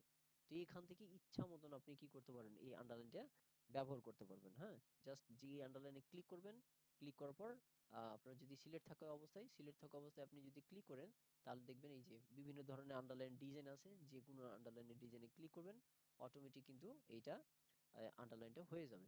তো এইভাবে খুব সুন্দরভাবে আপনি এই আন্ডারলাইন গুলো দিতে পারেন। আর যদি মনে করেন যে আমি আন্ডারলাইন দেওয়া হয়ে গেছে, সেটা আন্ডারলাইনটা দেবো না, সেক্ষেত্রে আবারও সিলেক্ট করতে হবে, যে অংশটুকু করবেন, করার পর কিবোর্ড থেকে করার জন্য কন্ট্রোল ইউ প্রেস করতে হবে, অথবা এই যে মেনু বারের যে অংশটা আছে হোম মেনুর আন্ডারে, এই ইউ এ গিয়ে জাস্ট আবারও এর উপর ক্লিক করবেন, তাহলে এটা নর্মাল হয়ে যাবে। যেমন এখন দেখেন যে বোল্ড আর ইটালি আছে, আমি কিবোর্ড থেকে কন্ট্রোল আই প্রেস করলাম, উঠে গেল, কন্ট্রোল বি প্রেস করলাম, এইটা উঠে গেল। তো এইভাবেও করে কিন্তু আপনি খুব সহজেই এইটা কি করতে পারবেন, বোল্ড ইটালি আর আন্ডারলাইন করতে পারবেন। ওকে, তারপরে যেটা আছে এটা প্রয়োজন হয় না, তারপরে যদি মনে করেন যেটা নিবেন সেক্ষেত্রে ব্যবহার করা হয়। যেমন হচ্ছে এটা কোথায় ব্যবহার করবেন, মনে করেন যে একটা স্থানের নাম আগে একটা ছিল, আর এখন নতুন একটা হয়েছে, এরকম যদি কোনো বুঝাইতে চান, যেমন হচ্ছে আম, মনে করেন যে এখানে ওল্ড লিখলাম, হ্যাঁ, ওল্ড অ্যাড্রেস, ধরেন ওল্ড অ্যাড্রেস লিখলাম, আমি চাচ্ছি যে এই ওল্ড অ্যাড্রেসটা বাতিল হয়ে গেছে, এখন নতুন অ্যাড্রেস চলে, তো আমি কি করব, পুরোনো অ্যাড্রেসটাকে সিলেক্ট করলাম, সিলেক্ট করবার জাস্ট এখানে ক্লিক করলাম, দেখুন যে ওটার মাঝে একটা কিন্তু ক্রস চিহ্ন এসছে। হ্যাঁ, এখন যদি আমি মনে করি যে এখান থেকে বুঝালাম, এই যে এখন দেখুন যে খুব সহজেই বোঝা যাচ্ছে যে হ্যাঁ আগে এইটাই ছিল, এখন নতুন ভাবে এটা ছিল। তো এই ধরনের ফরম্যাট তৈরি করার ক্ষেত্রে এই অপশনটা ব্যবহার করতে পারেন খুব সহজে। তারপরে এখানে আরো একটা আইকন আছে, আমি এই আইকনটা বড় করি, তাহলে বুঝতে সুবিধা হবে। আমি এই আইকনটাকে আপনাদের সুবিধার্থে একটু জাস্ট বড় করছি। ওকে, এখানে দেখুন যে লেখা আছে X2 এবং X2, দুটোই কিন্তু আছে, কিন্তু এই দুইটার মধ্যেও কিন্তু পার্থক্য আছে। যেমন এই যে দেখুন এক্স এর যে টুটা রয়েছে, সেই টুটা কিন্তু নিচে আছে, আর X2 যেটা আছে সেটা হচ্ছে উপরে আছে, মানে একটা হচ্ছে পাওয়ার হিসেবে আছে, তাই না? তো এটা কখন ব্যবহার করবে সেটা হচ্ছে আমি একটু দেখাই। যেমন হচ্ছে যে H2O, অর্থাৎ অনেক সময় যে রাসায়নিক সংকেতগুলো আছে সেগুলো যদি ব্যবহার করার প্রয়োজন হয়, সেক্ষেত্রে কিন্তু এরকম থাকে, হ্যাঁ, কিন্তু টুটা কি আছে, নিচে নিচে থাকে। সেই ক্ষেত্রে জাস্ট এই টুটাকে সিলেক্ট করবেন, সিলেক্ট থাকা অবস্থায় এই যে আমাদের যে আহ, এই যে নিচে যে টুটা রয়েছে, এটাকে বলা হয় সাবস্ক্রিপ্ট। এই যে এখানে দেখবেন, এখানে ক্লিক করতে হবে। হ্যাঁ, আপনি যদি নাম ভুলে যান, জাস্ট এখানে মাউস পয়েন্টে নিয়ে আসবেন, তাহলে অটোমেটিক চলে যাবে। সাবস্ক্রিপ্ট লিখা আছে, হ্যাঁ, এটা চাপ দিবেন, এই যে দেখুন নিচে চলে এসেছে। এখন এরকম যদি হয়, যেটা সমস্যা হয় কাজ করার ক্ষেত্রে, যে টু লিখলেন, আপনি ওই X2 এ ক্লিক করলেন, ক্লিক করার পর ট্যাপ করলেন, ট্যাপ করার পর আপনি ও দিতে যাচ্ছেন, কিন্তু দেখবেন যে ওই লেভেলে কিন্তু হয়ে যাচ্ছে। আপনি তো চাচ্ছেন যে পরবর্তীতে যেন নরমাল লিখা হয়, সেক্ষেত্রে আপনাকে কি করতে হবে, এই যে বললাম যে আপনার ওই প্রোগ্রামটা যে রানিং আছে এটাকে অফ করে দিতে হবে। তো অফ করার জন্য জাস্ট আবারও X2 এ ক্লিক করলেই দেখবেন যে পরবর্তী যে ট্যাপ করবেন আবার নরমাল হয়ে গেছে। তো এটা হচ্ছে অবশ্যই, এটা হচ্ছে সাবস্ক্রিপ্ট, অবশ্যই খেয়াল রাখতে হবে। এই জিনিসটা যদি আপনি কিবোর্ড থেকে করেন, তাহলে এইখানে কিন্তু শর্টকাট গুলো লিখেই আছে। হ্যাঁ, কন্ট্রোল, এই যে দেখুন কন্ট্রোল সমান, একবার প্রেস করলে অপশনটা চালু হবে, আবার ক্লিক করলে নরম হবে। এই যে দেখুন কন্ট্রোল সমান, কন্ট্রোল সমান, ভুলে গেলে অবশ্যই যেখানে শর্ট দেওয়া আছে, এই যে মাউস পয়েন্টে যখন নিয়ে নিয়ে যাবেন, তাহলে দেখবেন যে এই যে একটা শর্টকাট দেখাচ্ছে আপনাকে, হ্যাঁ, যে কোনটা প্রেস করলে কি হবে, এটা কিন্তু চলে আসছে। তো এই জিনিসটা খেয়াল রাখবেন। তারপর হচ্ছে সুপার স্ক্রিপ্ট, ওই একই জিনিস, যেমন হচ্ছে A2 প্লাস B2, আমি যদি এভাবে করতে চাই যে আমি পাওয়ার হিসেবে রাখবো কোনো ক্ষেত্রে, সেক্ষেত্রে এই দুটাকে সিলেক্ট করলাম, সিলেক্ট করার পর এখান থেকে এই যেখানে জাস্ট আমি X2 তে ক্লিক করলাম, অটোমেটিক দেখুন উপরে চলে আসলো। আবারও এই দুটোকে সিলেক্ট করলাম, আবার X2 ক্লিক করলাম, দেখুন চলে আসলো। এখন ওই যদি আমি লেভেলে লিখতে চাই, তাহলে তো পরবর্তীতে ওই লেভেলে চলে আসছে, তাহলে আমি তো পরবর্তীতে নর্মাল লিখা নিয়ে আসবো। সেক্ষেত্রে কি করতে হবে, আবারও কন্ট্রোল, জাস্ট কি করতে হবে, কন্ট্রোল শিফট চাপ দিবেন, কন্ট্রোল শিফট এবং সমান, এটা চাপ দিবেন, দেখবেন যে ওটা নর্মাল হয়ে গেছে। এখন যাচাই করবেন, নর্মাল হয়ে গেছে। এই এখানেও কিন্তু কিবোর্ডের শর্টকাট গুলো লেখা আছে, এই যে এখানে দেখুন কিবোর্ডের শর্টকাট দেওয়া আছে। এবার আমার লেকচার শিট যেটা আছে, সেই লেকচার শিটও কিন্তু আমি দিয়ে রেখেছি। আমি যদি এই যেখানে লেকচার শিট একটু দেখাই, তাহলে চেষ্টা করি, এই যেখানে দেখতে পাবেন আমি যেভাবে বলছি সেইভাবে কিন্তু দেওয়া আছে। এই যেখানে ফন্ট সাইজ, বোল্ড, ইটালি, হ্যাঁ, এই আন্ডারলাইন, যেভাবে বললাম সেভাবেই দেওয়া আছে। এবং পরবর্তীতে এই যে দেখুন, এই যে দেখুন সুপারস্ক্রিপ্ট, সাবস্ক্রিপ্ট, এই যে সুন্দরভাবে দেওয়া আছে, যে যে এটি সিলেক্ট করলে টেক্সটের নিচে নামবে। হ্যাঁ, সাবস্ক্রিপ্ট বোঝাতে এটি ব্যবহার করা হয়, যেমন হচ্ছে এই যে H2O, শুধুমাত্র টুলটি কি সিলেক্ট করে সাবস্ক্রিপ্ট অপশনের দিকে এই যে দেখুন অটোমেটিক চলে এই যে সুন্দরভাবে যে উপস্থাপন করা করা হয়েছে, সুন্দরভাবে লেখা হয়েছে, আপনি এই জিনিসগুলো পড়েও কাজ করতে পারবেন ভিডিও দেখার পাশাপাশি। হ্যাঁ, তো এখান থেকে সবকিছু এখানে দেওয়া আছে, আপনারা পরবর্তীতে লেকচার শিট একটু দেখে নেবেন, খুবই সুন্দর হবে আর কি। তো এটা হলো আরেকটা যেটা আছে সেটা হচ্ছে এখানে ক্লিক করলে অনেকগুলো ফন্টের ডিজাইন আছে, আপনি এই ডিজাইনগুলো যে কোনো ব্যবহার করবেন এখানে। এই ডিজাইনগুলো তেমন গুরুত্ব না, কোনো অফিসিয়াল কোনো কাজে হয়তো নাও লাগতে পারে, কিন্তু যখন আপনার বিভিন্ন লিফলেট ব্যানার এগুলো প্রয়োজন হয় সেক্ষেত্রে কিন্তু এই ডিজাইনগুলো প্রয়োজন হবে। এগুলা আমি তেমন কিছু দেখাচ্ছি না, অনেকগুলো আছে, আপনি নিজে দেখে নেবেন। এই যে শ্যাডো আকারে আউটলাইন আছে, হ্যাঁ, বিভিন্ন ধরনের এখানে ডিজাইন আছে, এগুলা আপনার ডিজাইন করার ক্ষেত্রে ব্যবহার করা হবে। হ্যাঁ, এগুলো যখন পোস্টার বা ব্যানার এগুলো যদি প্রয়োজন হয় বা লিফলেট, সেক্ষেত্রে কিন্তু ব্যবহার হবে। আপনি এগুলো দেখে নেবেন, ইচ্ছা মতন ডিজাইন করবেন। এটা তেমন আমি কিছু দেখালাম না। তারপরে আছে এখানে হচ্ছে হাইলাইটস, অর্থাৎ আপনি যদি কোনো কালার গুলোকে বা কোনো স্থানকে পয়েন্ট করতে চান, যেমন হচ্ছে আমি চাচ্ছি যে এই যে ফ্রেন্ডস কমিটি ট্রেনিং সেন্টার আছে, শুধুমাত্র আমি এই যে কম্পিউটার যে লেখাটা আছে এটাকে হাইলাইট করতে চাচ্ছি, সেক্ষেত্রে এই যে এখানে ক্লিক করবেন, ক্লিক করার পর এখান থেকে আপনার এই যে অ্যারোতে ক্লিক করবেন, ক্লিক করার পর দেখুন অনেকগুলো কালার আসছে, আপনি যে কোনো কালারে ক্লিক করেন দেখবেন যে এই যে এখানে হাইলাইটস কালার চলে এসছে। হ্যাঁ, এছাড়া আপনি করবেন এখানে ক্লিক করার পর এই যে কলমের মতো অপশন চলে আসবে, যে অংশটা হাইলাইট করতে চান জাস্ট এখানে চাপ দিয়ে টান দিবেন, এই যে দেখুন চলে এসছে। আপনি যতটুকু টান দিবেন ততটুকু কালার হবে। আর এটা আগের অবস্থায় ফেরার জন্য আবার ওই যে হাইলাইটসে যাবেন, এখান থেকে নো কালারে ক্লিক করলে হবে, এই যে দেখুন নো কালার, এবং যে অংশটাকে আবার আগের অবস্থায় ফিরে চাপ দেন আবার চাপ দিবেন, এই যে বাম বাটন, মাউসের বাম বাটন চাপ দিয়ে ধরে থাকতে হবে, যতটুকু নিবেন না জাস্ট আবার চাপ দিয়ে সরাইতে হবে। এখন এই পেনের মতো যে অপশনটা আছে এটা কিভাবে উঠাবেন, কিবোর্ড থেকে যে স্ক্যাপ বলেছিলাম, কর্নারে সব উপরে যে কর্নারে, যে অর্থাৎ এই যে এই বাটনটা স্ক্যাপ প্রেস করলে ওই পেনের মতো যে আইকনটা আছে সেটা কেটে যাবে, অথবা আবারও যদি ওই যে আইকনটাতে ক্লিক করলে তাও কিন্তু কেটে যায়। হুম, এই যে আমি ক্লিক করলাম দেখুন যে কেটে কেটে গেছে, মাউসটা স্বাভাবিক পর্যায়ে চলে এসেছে। তারপরে হচ্ছে এটা ফন্ট কালার, এই যে ওখানে অনেকগুলা কালার আছে, ইচ্ছা মতন এটা কালার নেওয়া যায়, জাস্ট এখানে ক্লিক করবেন, এই যে কালার দেখবেন চেঞ্জ হয়ে গেছে, এই যে কালার চেঞ্জ হয়ে গেছে। যদি আগে থেকে লেখা থাকে তাহলে লেখাটা অবশ্যই সিলেক্ট করতে হবে, হ্যাঁ, না হলে কিন্তু আসবে না। বা যদি অনেক সময় ক্লিক করা থাকে সেক্ষেত্রেও কিন্তু হয়, এই যে দেখুন ওই অংশটা কালার চেঞ্জ হয়ে গেল, তো এই জিনিসটা খেয়াল রাখতে হবে। ওকে, তো এতক্ষণ যে জিনিসটা দেখলাম এই জিনিসটার পুরা যে পদ্ধতি, এই যেখানে দেখুন এটা হচ্ছে সব কিন্তু এটা ফন্ট এরিয়া। ফন্ট এরিয়া কিভাবে বুঝবেন, এই যেখানে দেখা যাচ্ছে এটা ফন্ট এরিয়া, এবং এই এখানে যতগুলো অপশন দেখালাম এটা যদি আরো ভেতর থেকে দেখতে চান এই যে এখানে ক্লিক করতে হবে। হ্যাঁ, যেমন এখানে ক্লিক যখন করবেন দেখবেন যে একটা ফন্ট বক্স চলে আসবে, ডায়লগ বক্স আসবে। অবশ্যই আমি প্রতিবারই বলছি যে যে কোনো একটা ডায়লগ বক্স যখন আসবে, সেই ডায়লগ বক্সে কি ধরনের ডায়লগ বক্স আসছে সেটা কিন্তু এই যে উপরে টাইটেল বারে দেওয়া থাকবে। হ্যাঁ, অনেক সময় দেখা যায় মাউসের ব্যালেন্স ঠিক না হওয়ার কারণে বা কিবোর্ডে ভুল করে ক্লিক করে কোনো বক্স চলে আসে, সেক্ষেত্রে আপনি এখান থেকে যদি তাকান তাহলে দেখবেন যে খুব সহজেই দেখতে পাবেন যে এটা কি ধরনের ডায়লগ বক্স আসছে। তো এখান থেকে যা কাজ করলাম সেম সেম পদ্ধতি এখানেও করা যায়। এই যেখানে আমাদের যে ডায়লগ বক্সটা আসলাম মানে বাইরে থেকে যা যা করলাম এখানটা ভিতরেও আছে। যেমন এই যেখানে দেখুন আম, এই যে এখানে যে যেটা আছে যে বোল্ড, এই যেখানে দেখুন লিখা বোল্ড, যেমন এই যে এখানে ইটালি, এই যে দেখুন ইটালি, তারপরে যে দেখুন আন্ডারলাইন, এই যে দেখুন আন্ডারলাইন, এই যে এখানে আন্ডারলাইন আছে এই যে, হ্যাঁ, তারপর যে এখানে ফন্ট কালার, এই যে দেখুন এই যে ফন্ট কালার আছে না, এটা হচ্ছে ফন্ট কালার। হ্যাঁ, তো এখান থেকেও করা যায়, যেমন হচ্ছে এই যে দেখুন সুপার স্ক্রিপ্ট সাবস্ক্রিপ্ট, এই যে এক্স ওয়াই, এই যে এখানে কিন্তু লেখা আছে, হ্যাঁ, সবকিছুই মানে ওগুলা বাইরে থেকে করা আছে আর এটা ভেতর থেকে দিতে পারবেন। আর এটা প্রিভিউ আকারে দেখাচ্ছে যে এর, লেখাটার ফন্টের ডিজাইনটা কেমন হবে সেটা। আর এই যে ফন্ট সাইজ যেটা বললাম, এই যে দেখুন এটা ফন্ট সাইজ আছে, এই জিনিসটা কিন্তু এই যেখানে বাইরে আমরা দেখতে পেয়েছিলাম, তাই না, এই যে এইভাবে দেখতে পেয়েছিলাম। তো এখান থেকেও করা যায়, আর এই যে আন্ডারলাইনটা দেখেছিলাম এখান থেকে আন্ডারলাইন করা যায় ইচ্ছা মতন। হ্যাঁ, তো এই পদ্ধতিগুলোই কিন্তু আপনার এখানে দেখতে পাবেন, এই সেম পদ্ধতি ভেতরেও আছে বাইরেও আছে।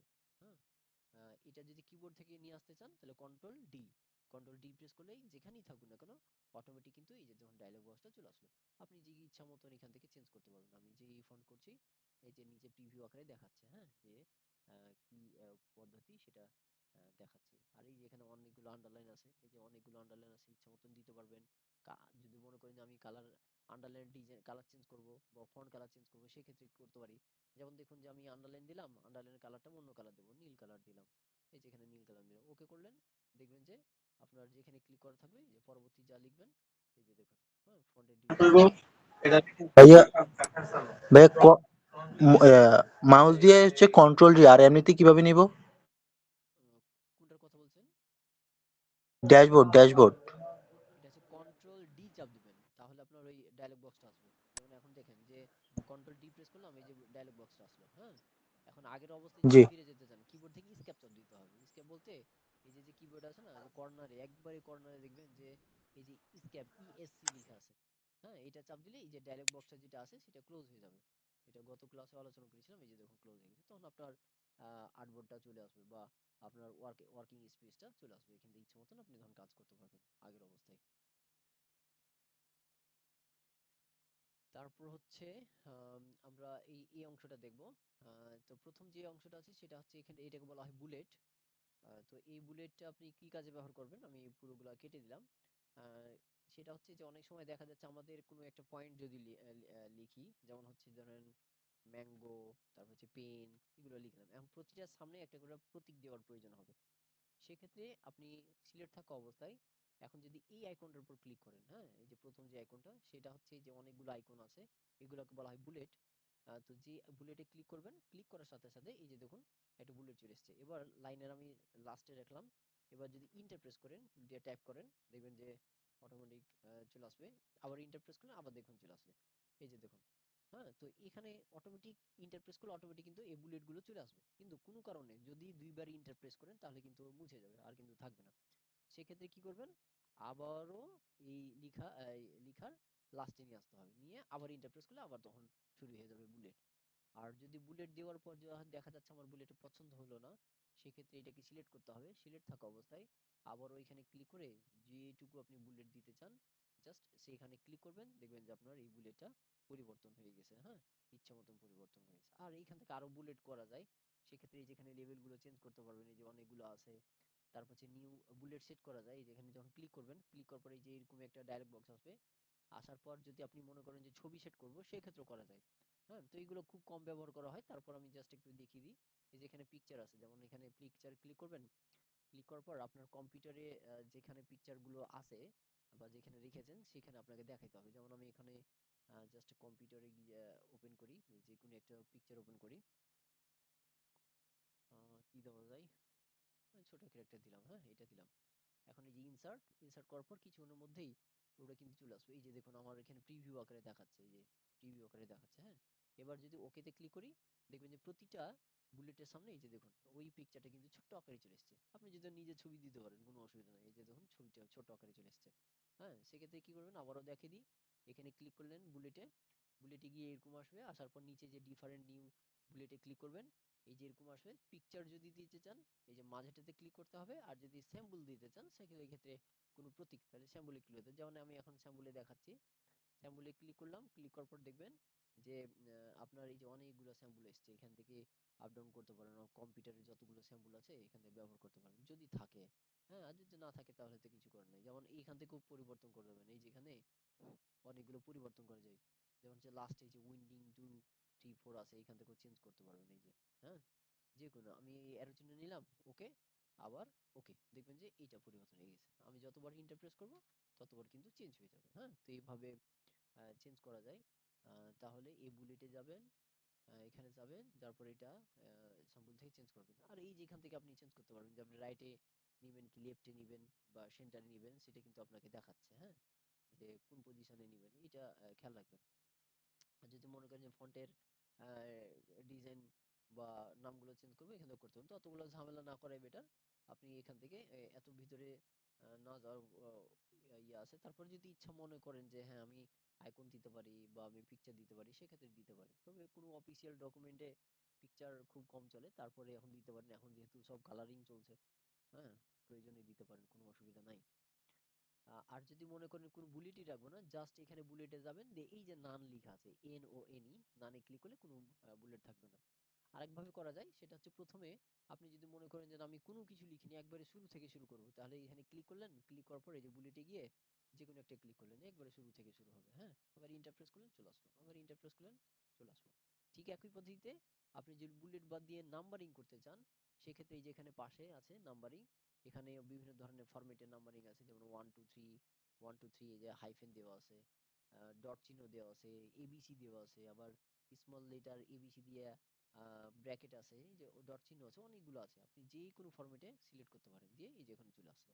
হ্যাঁ, এবার ক্লিক করবেন, অটোমেটিক চলে আসবে। কিন্তু এখানে একটা সমস্যা হচ্ছে যে আপনি যদি মনে করেন যে পাশাপাশি মনে করেন যে এখানে আমি দিলাম, যেমন এখানে একটু দেখাই, এখানে নিয়ে ধরেন এখানে 1 দিলাম, আমি চাচ্ছি 1 এর এবিসি ডি এরকম হবে, তাহলে এখানে ইন্টারপ্রেস করে, তো ইন্টারপ্রেস করলে তো আবার চলে আসছে। আপনি কি করবেন, একবার জাস্ট ব্যাক স্পেস চাপ দেবেন, তাহলে কিন্তু এটা চলে আসলো। এবার কি করবেন, এখান থেকে নর্মালি ট্যাপ করবেন। হ্যাঁ, নর্মালি ট্যাপ করবেন, দিয়ে এখানে ট্যাপ করে দিলেন, দিয়ে এখানে বি, গতদিন যে দেখেছিলেন ট্যাবের ব্যবহার, সি দিয়ে ট্যাপ করে দিলেন, আবার কিবোর্ড থেকে ট্যাব ডি, এভাবে ট্যাপ করবেন, তাহলে সবচেয়ে সুবিধা হবে। হ্যাঁ, আপনার মুভ করতে সুবিধা হবে, হ্যাঁ, লিখতেও সুবিধা হবে। এই যে দেখুন, এইটা যদি চাপ দিয়ে ধরে থাকেন, এইভাবে ডানে বামে সরা যায়, হ্যাঁ, ইচ্ছা মতন সরা যায় মুভ পয়েন্ট। এই হচ্ছে ব্যাপার।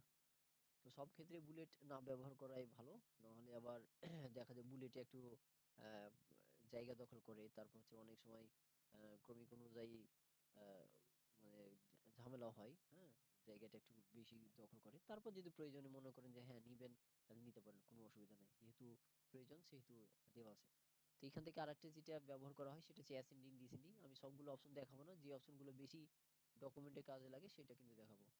তো এখান থেকে এই যে দেখুন এ থেকে জেড পর্যন্ত এটা বলা হয় শর্ট। এই যে এখানে ক্লিক করলে যে শর্টের টাইটেল বক্স চলে এসেছে। তো শর্ট গুলো কি আমি একটু বোঝাই। আমরা যখন ধরেন এখান থেকে আমি কেটে দিলাম, যেমন হচ্ছে 2 4 3 1, এই যে ক্রমিক অনুযায়ী এলোমেলো হয়ে আছে। এটাকে আমি যদি গুছানোর প্রয়োজন হয় তাহলে সিলেক্ট করলাম, সিলেক্ট অবস্থায় অ্যাসেন্ডিং, অ্যাসেন্ডিং ক্লিক করলে যেরকম ডায়লগ বক্স আসবে, আসার পর এখান থেকে দেখুন যে অটোমেটিক কিন্তু কম্পিউটার বুঝে নিবে। অটোমেটিক কম্পিউটার বুঝে নেবে যেটা কি, যেমন হচ্ছে দেখুন এটা হচ্ছে নাম্বার, এই যে এখানে বুঝে গেছে, এই যেমন নাম্বার অটোমেটিক কিন্তু কম্পিউটার বুঝে নিয়েছে। আর এইটা হচ্ছে যে অ্যাসেন্ডিং, মানে হচ্ছে ক্রমিক অনুযায়ী যদি সাজানোর প্রয়োজন হয় তাহলে এটা হচ্ছে অ্যাসেন্ডিং। তো এখানে জাস্ট আপনি কি করবেন, এখানে অ্যাসেন্ডিং যদি ক্লিক করার পর ওকে করেন, দেখবেন যে এই যে এলোমেলো ছিল, সব সঠিকভাবে হয়ে গেছে। আবারও একই যদি পদ্ধতিতে আমরা কি করি, শর্টে ক্লিক করি যে ডিসেন্ডিং করি, তাহলে বিপরীত থেকে হবে। এখন ওকে, দেখবেন যে এই যে বিপরীত থেকে হলো। ঠিক একই পদ্ধতিতে আপনি যদি মনে করেন যে ধরেন বল, পেন, তারপর হচ্ছে অ্যাপল, এই যে এখানে দেখেন এবিসি করে এলোমেলো হয়ে আছে, আমি জাস্ট সিলেক্ট করলাম, সিলেক্ট করার পর শর্টে গিয়ে এখানে জাস্ট অ্যাসেন্ডিং করুন, এখন ওকে, ওকে করলেই অটোমেটিক দেখুন এইগুলো আগে এসছে, বি গুলো পরে এসছে, এই যে এভাবে ক্রমিক অনুযায়ী চলে আসবে আমাদের মোবাইল নাম্বার যেগুলো ক্রমিক অনুযায়ী সাজানো থাকে মনে করেন সেই রকম। কিন্তু এখানে একটা সমস্যা হয়, সেটা হচ্ছে আপনি যদি এভাবে করতে চান যে 2 1 3 5, এইভাবে যদি ক্রমিক অনুযায়ী সাজাতে চান তাহলে কিন্তু হবে না। হ্যাঁ, এখান থেকে যদি আমি শর্ট করি, দেখবেন যে এখানে ক্লিক করে ওকে, দেখুন পরিবর্তন হবে না, শুধুমাত্র উপর নিচে যদি থাকে তাহলে কিন্তু হবে। হ্যাঁ, এই হচ্ছে ব্যাপার। তারপরে টেবিলের কিছু ব্যবহার আছে, টেবিল আমরা যখন ইনসার্ট মেনু দেখাবো সেক্ষেত্রে এগুলো টেবিল থেকেও ক্রমিক অনুযায়ী করা যায়, অনেক সময় দেখান সর্বোচ্চ সর্বনিম্ন এগুলো। এখন জাস্ট আমরা আপনাদের একটু ধারণা দিই তাহলে একটু বুঝতে পারবেন। আম, এই যে এই কি জিনিসগুলো হচ্ছে, এই জিনিসগুলো কিন্তু খেয়াল রাখতে হবে। আমি মনে করেন যে এখানে 3 5 এখানে দিলাম, অটোমেটিক এখানে এই যে এখানে সিলেক্ট করলাম, ও এখানে এলোমেলো তো করিনি, এই যে এখানে ধরেন এলোমেলো করলাম, এখন সিলেক্ট করলাম, এখানে দিয়ে আবার কি হোম মেনু, হোম মেনুতে গিয়ে এখানে শর্টে যদি ক্লিক করা হয়, এই যে দেখুন অ্যাসেন্ডিং করলাম, এখন ওকে, এই যে দেখুন ক্রমিক অনুযায়ী চলে আসলো। এইভাবে করা যায়। আমরা যখন টেবিলের কাজ দেখবো তখন যেহেতু আমরা আজকে হোম মেনু করছি, সেহেতু আমরা হোম মেনুতেই থাকি, এক্সটার্ন মেনুতে যাই না। ওকে, তাহলে এটা হচ্ছে শর্টের কাজ। তারপর হচ্ছে যে প্যারাগ্রাফ, জাস্ট এখানে ক্লিক করলে দেখুন অনেকগুলো প্যারা চলে এসছে, অর্থাৎ কোথায় প্যারা তৈরি করা আছে বা কোথায় লাইন তৈরি করা আছে এখানে খুব সহজেই এটা বোঝা যায়। ওকে, তারপর হচ্ছে এখানে বিশেষ কিছু টাইটেল রয়েছে। এই টাইটেলগুলো আমি পরবর্তীতে দেখাবো, যেহেতু এটা বিস্তারিত একটু কাজ, এটা যখন আমাদের অন্য প্রোগ্রামগুলো কমপ্লিট হয়ে যাবে তখন কিন্তু এটা কাজটা দেখাবো। এই জিনিসটা আরো একটা আছে, দেখুন এই যে এতক্ষণ যতগুলো দেখালাম এটা হচ্ছে প্যারাগ্রাফের একটা অংশ। এইখানে যেটা বেশি ব্যবহার করা হয়, মনে করেন যে আমি এখানে প্যারাগ্রাফ অংশে উঠিয়ে দিই, হ্যাঁ। এখানে একটা মজার জিনিস আছে। এখন মনে করেন যে একটা অটোমেটিক একটা করা যায়, সেটা লিখবেন RAND প্রথম বন্ধনী 3,3, হ্যাঁ। এখানে দিলাম, এর মানে হচ্ছে এখন যদি ইন্টার প্রেস করেন দেখবেন যে এই যে আমি ইন্টার প্রেস করছি অটোমেটিক কিন্তু একটা আসছে না। এটা কখন আসবে? এই যে অটো কারেক্ট অপশন, গত পর্বে আমি দেখিয়েছিলাম, অপশনে গিয়ে প্রফিংসে গিয়ে অটো কারেক্ট অপশন এবং সব অপশন দেখুন অফ অন করে রাখবো, হ্যাঁ। এখান থেকে যতগুলো অপশন আছে, এই যেগুলো আমার তো অফ করা আছে, এগুলোকে অন করে দিলাম। এখান থেকে অন করে দিয়ে ওকে, আবার ওকে। এখন দেখেন এই যে একটা মজার জিনিস, মাইক্রোসফট ওয়ার্ডে লিখলাম RAND, এবার দিয়ে ইন্টার প্রেস করুন, ম্যাজিকটা দেখেন। এই যে দেখুন একটা ডিফল্ট আকারে কিন্তু প্যারাগ্রাফ চলে আসে। এই ক্রমটা কিন্তু অনেকেই জানে না, হ্যাঁ। আমি আবার বোঝাই। জাস্ট আপনি কি করবেন, সমান চিহ্ন দিবেন, লিখবেন আর and, ARAND and three. Three মানে হচ্ছে তিনটা কলমের তিনটা লাইন, হ্যাঁ। এখন যদি ইন্টার প্রেস করি দেখবেন এই যে দেখুন তিনটা মানে প্যারাগ্রাফ হয়ে গেছে, যে একটা, দুইটা আর তিনটা, প্রতিটা প্যারাগ্রাফে তিনটা লাইন। আমি আবারও বোঝাই, দেখেন আমি এখানে টু দিচ্ছি, হ্যাঁ। এখানে দেখুন টু দিলাম আর থ্রি দিলাম। এর মানে হচ্ছে যে দেখুন তিনটা প্যারাগ্রাফ, প্রতিটা প্যারাগ্রাফে দুইটা করে লাইন। এই যে দেখুন দুইটা করে লাইন, বুঝে গেছে না? তো এইভাবে আপনি ইচ্ছা মতন তৈরি করতে পারেন। মনে করেন যে আমি এখানে যদি মনে করেন যে পাঁচটা দিলাম, আর এখানে দিলাম পাঁচটা দিলাম বা চারটা দিলাম, হ্যাঁ। তাহলে এখন যদি বাসায় ইন্টার প্রেস করি, এই যে দেখুন প্রতিটা লাইনে এই যে পাঁচটা প্যারাগ্রাফ হয়ে গেছে, এই যে পাঁচটা প্যারাগ্রাফ, প্রতিটা লাইনে কিন্তু চারটা করে লাইন। তো এইভাবে সুন্দরভাবে আপনি করতে পারেন। অনেক সময় এটা করলে কি হয়, এখান থেকে ধরেন এখানে আপনি লিখলেন, এটা দেখে দেখে আপনি লিখতে পারবেন, যে হ্যাঁ যে আমি প্র্যাকটিস করব, যে লিখবো, হ্যাঁ। এই যে দেখুন দেখে দেখে আমি লিখতে পাচ্ছি। তো এই যে এভাবে প্র্যাকটিস করার জন্য ব্যবহার করা হয়। এই জিনিসগুলো খেয়াল রাখতে হবে, হ্যাঁ। এই যে ভাবে করে আপনি দেখে দেখে লিখতে পারবেন, তাহলে আপনার প্র্যাকটিসটা ভালো হবে। যে আপনি কত আর বই দেখে বেড়াবেন, যা করে বেড়াবেন, এটা অটোমেটিক কিন্তু আপনি দেখে দেখে লিখতে পারবেন মানে খুব সহজে। আমরা এক্সট্রা ভাবে বই দরকারই হবে না, তাই না? তো এই জিনিসগুলো খেয়াল রাখতে হবে। তো এইভাবে আপনি লিখতে পারেন দেখে দেখে। তো এই ধরনের একটা ডিফল্ট প্যারাগ্রাফ নিয়ে আসতে পারেন খুব সহজে শর্টকাট ব্যবহার করে। আশা করি মজার একটা জিনিস, অনেকে এটা জানে না। তো এই হচ্ছে প্যারাগ্রাফ। তো যেটা দেখাচ্ছিলাম, হ্যাঁ ওকে। তো এখান থেকে নিলাম আমি একটা প্যারাগ্রাফ নিলাম। এখন দেখেন যে এই লাইন থেকে দ্বিতীয় লাইনের যে দূরত্ব, এটা একটু যদি আমি মনে করি কম বেশি করার প্রয়োজন হয়, তো সেই ক্ষেত্রে আপনার জাস্ট লেখাটাকে সিলেক্ট করতে হবে অথবা ক্লিক করলে হবে। ক্লিক করার পর স্যার ওই যে 5-4 যে দিলেন, মানে এটা কি, মানে অর্থাৎ প্রতি 5 লাইন পরে পরে গ্যাপ থাকবে? না না, সিস্টেমটা কি এটা? আমি বুঝাই। এই যে দেখুন এখানে আমি কম দিচ্ছি, হ্যাঁ। যেমন এখানে টু দিলাম আর এখানে দিলাম থ্রি।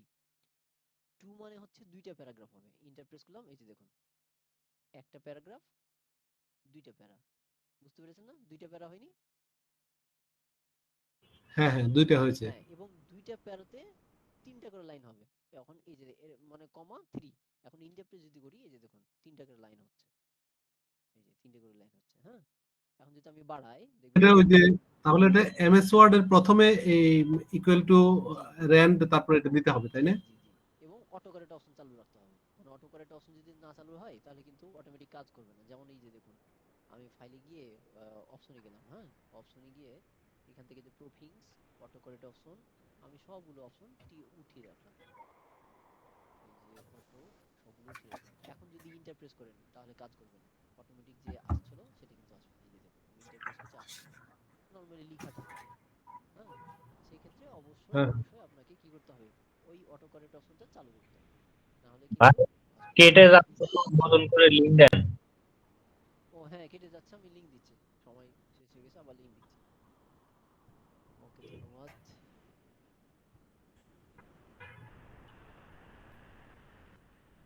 নতুন লিংক দিছি, সবাই যুক্ত হন একটু।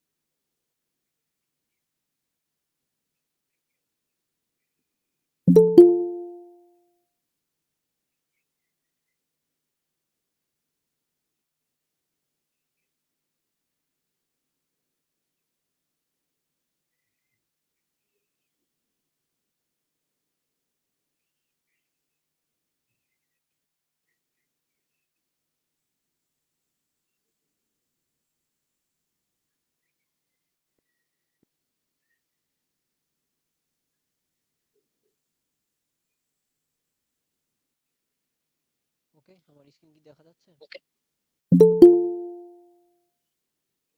জি জি ভাই, দেখা দেখা যাচ্ছে যায়। ভাই।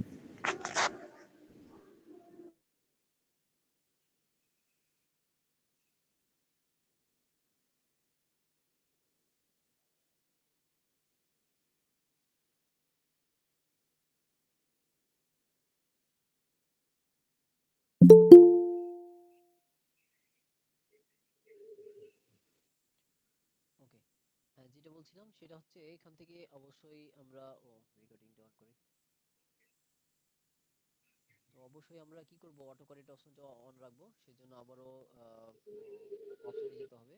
অপশনে গিয়ে এখান থেকে প্রফিংসে গিয়ে অটো কারেক্ট অপশন দিয়ে এখান থেকে যতগুলো আছে সেগুলো অটো অপশনগুলো অন করে দিতে হবে। হ্যাঁ, এখান থেকে অন করে দিলাম। অন করার পরে এখন যদি ইন্টার প্রেস করি তাহলে দেখবেন যে আমাদের প্যারাগ্রাফগুলো সেরকম ভাবে তৈরি হয়ে যাচ্ছে খুব সহজেই।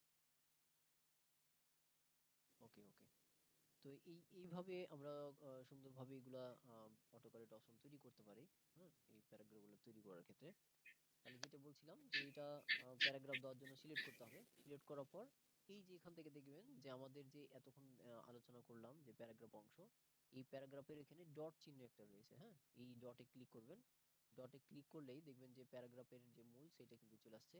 আর আমরা নর্মালি ভাবে যেটা ট্যাপ করি সেটা হচ্ছে ইনডেন্ট, বাম বাম দিক থেকে ট্যাপ করি, যে দেখুন যে এইটা, হ্যাঁ, লেফট এবং রাইট, এটা কোথায় ব্যবহার করা হয় সেটা হচ্ছে এই যে এখানে যে মার্জিনটা রয়েছে, এই মার্জিন, অর্থাৎ এই যে মার্জিনের ভিতরে কিন্তু কোনো কিছু লেখা যায় না। এই যে এখানে মার্জিনটা, এটা হচ্ছে লেফট ইন্ডেন্ট। হ্যাঁ, আর এই যে দেখুন মার্জিনের ডান দিকে এটা কিছু লেখা যায় না, এটা হচ্ছে রাইট ইন্ডেন্ট।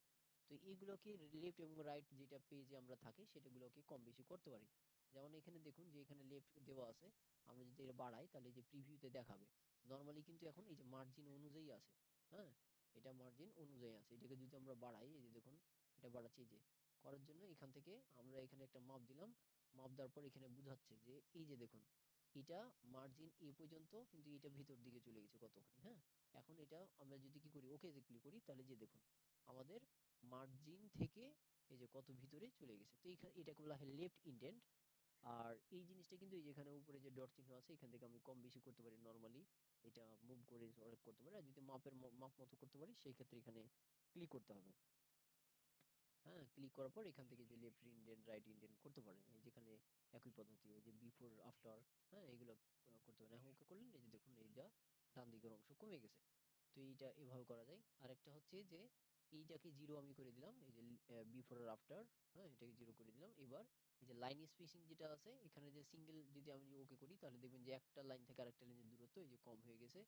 এবং আরো যদি একটু বাড়াইতে চাই তাহলে যেখানে সিঙ্গেল গিয়ে 1.5 করে দিলাম। এখন ওকে করেন, দেখবেন এক লাইন থেকে দ্বিতীয় লাইনের দূরত্বটা বেড়ে গেছে। এটাকে যদি আরো বাড়াইতে চাই সেক্ষেত্রে এই যে ডাবল, মানে কি, ওয়ান পয়েন্ট 1.5 এর ডাবল যদি হয় তাহলে 3 ইঞ্চি হয়। ওকে করেন, এই যে দেখুন 3 পিটি হয়ে গেছে। হ্যাঁ, তো এই হচ্ছে ব্যাপার। আবারও যদি এখান থেকে ডান বাটন ক্লিক করে প্যারাগ্রাফ এখান থেকেও করা যায় কিন্তু, মানে আর এর আগে যে এখন দেখালাম যেটা কি, এই যে আমাদের মেনু থেকে এই যে এখান থেকে দেখাচ্ছে যে এই যে এখানে প্যারাগ্রাফ। এছাড়াও আরেকটা ভাগ করা যায়, আপনি সিলেক্ট থাকা অবস্থায় যে কোনো এক জায়গায় ডান বাটন ক্লিক করবেন, এই যে দেখুন প্যারাগ্রাফ অপশন চলে এসেছে, এখানে ক্লিক করলেই এই যে এখান থেকে দেখতে পাবেন। হ্যাঁ, আসার পর এখান থেকে আপনি বাড়াইতে পারবেন। এখানে বিভিন্ন মাপ আছে। আর যদি নিজের ইচ্ছে মতো মাপ করতে চান সেক্ষেত্রে এই যে সংক্ষেপে এটি লেখা আছে, এই যে এখানে জাস্ট আপনি যত মাপ দিতে চান এখান থেকে 1.3 দিলাম। হ্যাঁ, এখন ওকে করেন, দেখবেন সেই অনুযায়ী আপনার স্পেসিংটা হয়ে যাচ্ছে। তো এই প্যারাগ্রাফ গুলো এখান থেকে করা যায়। হ্যাঁ, ইচ্ছা মতন করা যায়। তারপর যে ট্যাবে ক্লিক করলে এখানে বিভিন্ন ট্যাব মাপ আছে। এখান থেকে ওই যে কোন পদ্ধতি দিবেন, ট্যাবের কিন্তু কিছু মজার মজার ট্রিক্স আছে। আমি একদিন এতগুলো দেখাতে যাচ্ছি না। আমরা যখন আরো মানে প্রজেক্ট ভিত্তিক যখন কাজ করব তখন কিন্তু এগুলা দেখাবো। তারপর জাস্ট এখানে এটা একটু দেখে রাখেন, এতগুলো মনে থাকবে না একদিনে তো দেখালে, হ্যাঁ। এখান থেকে যে লাইন লেফট রাইট করা যায়, এটা আরেকদিন আরেকটা কাজ দেখিয়ে দেবো আর কি। তো এখান থেকে এই জিনিসগুলো দেখবেন, দিয়ে ওকে করে দিলেই সেই অনুযায়ী হবে। আর যদি আগের অবস্থায় ফিরে যেতে চান, ঠিক একই পদ্ধতিতে এই যেখান থেকে জিরো করে দিতে হবে, লেফট এবং জিরো, জিরো করে দিলাম, এই যে দেখুন জিরো করে দিয়েছি, এই যেখান থেকেও জিরো করে দিলাম, এটাকে মাল্টিপুলকে একবারে সিঙ্গেল করে দিলাম। এখন ওকে করে দেখবেন যে একবারে স্বাভাবিক হয়ে গেছে, হ্যাঁ। তো এই হচ্ছে পদ্ধতি। আর আর মাত্র দুইটাই পদ্ধতি আছে, তাহলে এই আমাদের হোম মেনু কমপ্লিট হয়ে যাবে। এই যেখানে লেখা আছে ফাইন্ড, তাহলে ফাইন্ড যখন ক্লিক করবেন মানে খোঁজা, এখন মনে করেন এই ডকুমেন্টে অনেক কিছু লেখা, একটু কথা বলতে পারি? হ্যাঁ অবশ্যই। আচ্ছা, মাঝে মধ্যে দেখা যায় যে এই ধরনের যেমন ৩টা বা ৪টা লাইন থাকলে আপনি যখন ট্যাব দেই তখন হচ্ছে গিয়ে ২টা লাইন যায়, একটা লাইন যায় না। এটা প্রবলেমটা কি? এটা যদি এই ধরনের যদি হয়? সমস্যা হচ্ছে যে এখানে দেখেন যে আপনি ধরেন এই যে লেখাটা আমি এখন ধরেন নরমালি এখানে রাখছি, হ্যাঁ, এখন স্পেস দিছি, দেখেন স্পেস দিয়েছে কি হচ্ছে, সরে না, তাই না, সরে না। কিন্তু এইটাকে সরাতে গেলে কি করতে হবে, প্রথমে একবার ইন্টারপ্রেস করবেন, এবার স্পেস দিবেন, এই যে দেখুন সরবে। এরকম কিন্তু হয় ডকুমেন্টের ক্ষেত্রে। মনে হয় এইটাই সমস্যার কথা বলছেন, তাই না? আমি আসলে যেটা বলছি যে মাঝে মধ্যে ওই যে সিলেক্ট করে, হ্যাঁ, সিলেক্ট করে তারপরে যখন ট্যাব দিলাম জি। তখন দেখা গেল যে আপনার ২টা লাইন যাচ্ছে বা একটা লাইন যাচ্ছে না। তাহলে সেক্ষেত্রে দেখবেন যে ইন্ডেন্টটা ঠিক আছে কিনা, এই যে উপরে যে এতক্ষণ যে ইন্ডেন্ট দেখালাম না, এই যেখানে দেখবেন এই ইন্ডেন্টটা অনেক সময় লক লক থাকে, হ্যাঁ। সেক্ষেত্রে কিন্তু দেখবেন যে সেই জন্য ওরকম হচ্ছে। আর আরেকটা হচ্ছে এই যে উপরে দেখেন একটা ডট চিহ্ন আছে, এই যে এটা আছে ফার্স্ট লাইন, হ্যাঁ। তো এই ইন্ডেন্টের জন্য এরকম হয়, এই যে যখন এটা হচ্ছে সেকেন্ড লাইন, হ্যাঁ। তো এরকম যদি একটু কম বেশি হয় সেক্ষেত্রে কিন্তু দেখবেন যে ওই যে অংশটা সিলেক্ট করবেন সেই অংশটা থাকবে, ও অন্য অংশ থাকবে না, এরকম কিন্তু সমস্যা হয়। এটা খেয়াল রাখবেন, তাহলে ঠিক হয়ে যাবে।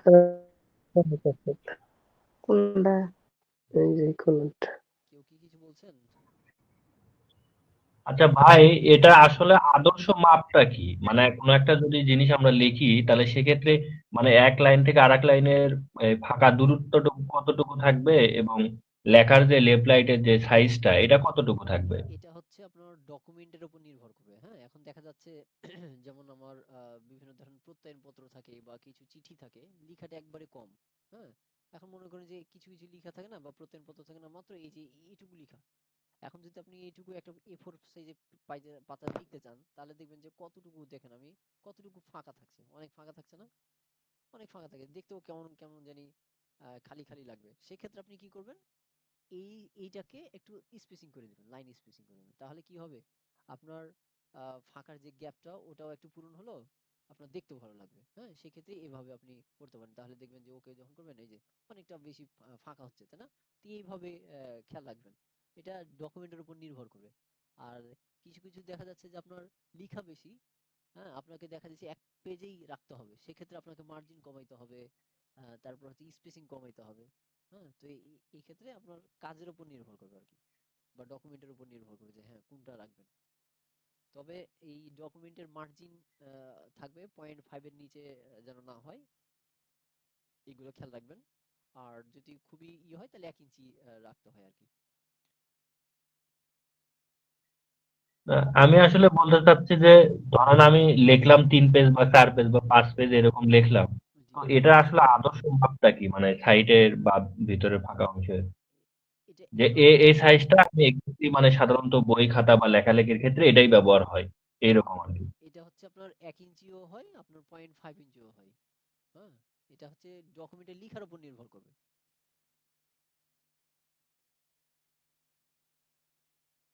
বুঝতে পেরেছেন? জি ভাই, বুঝতে পারি।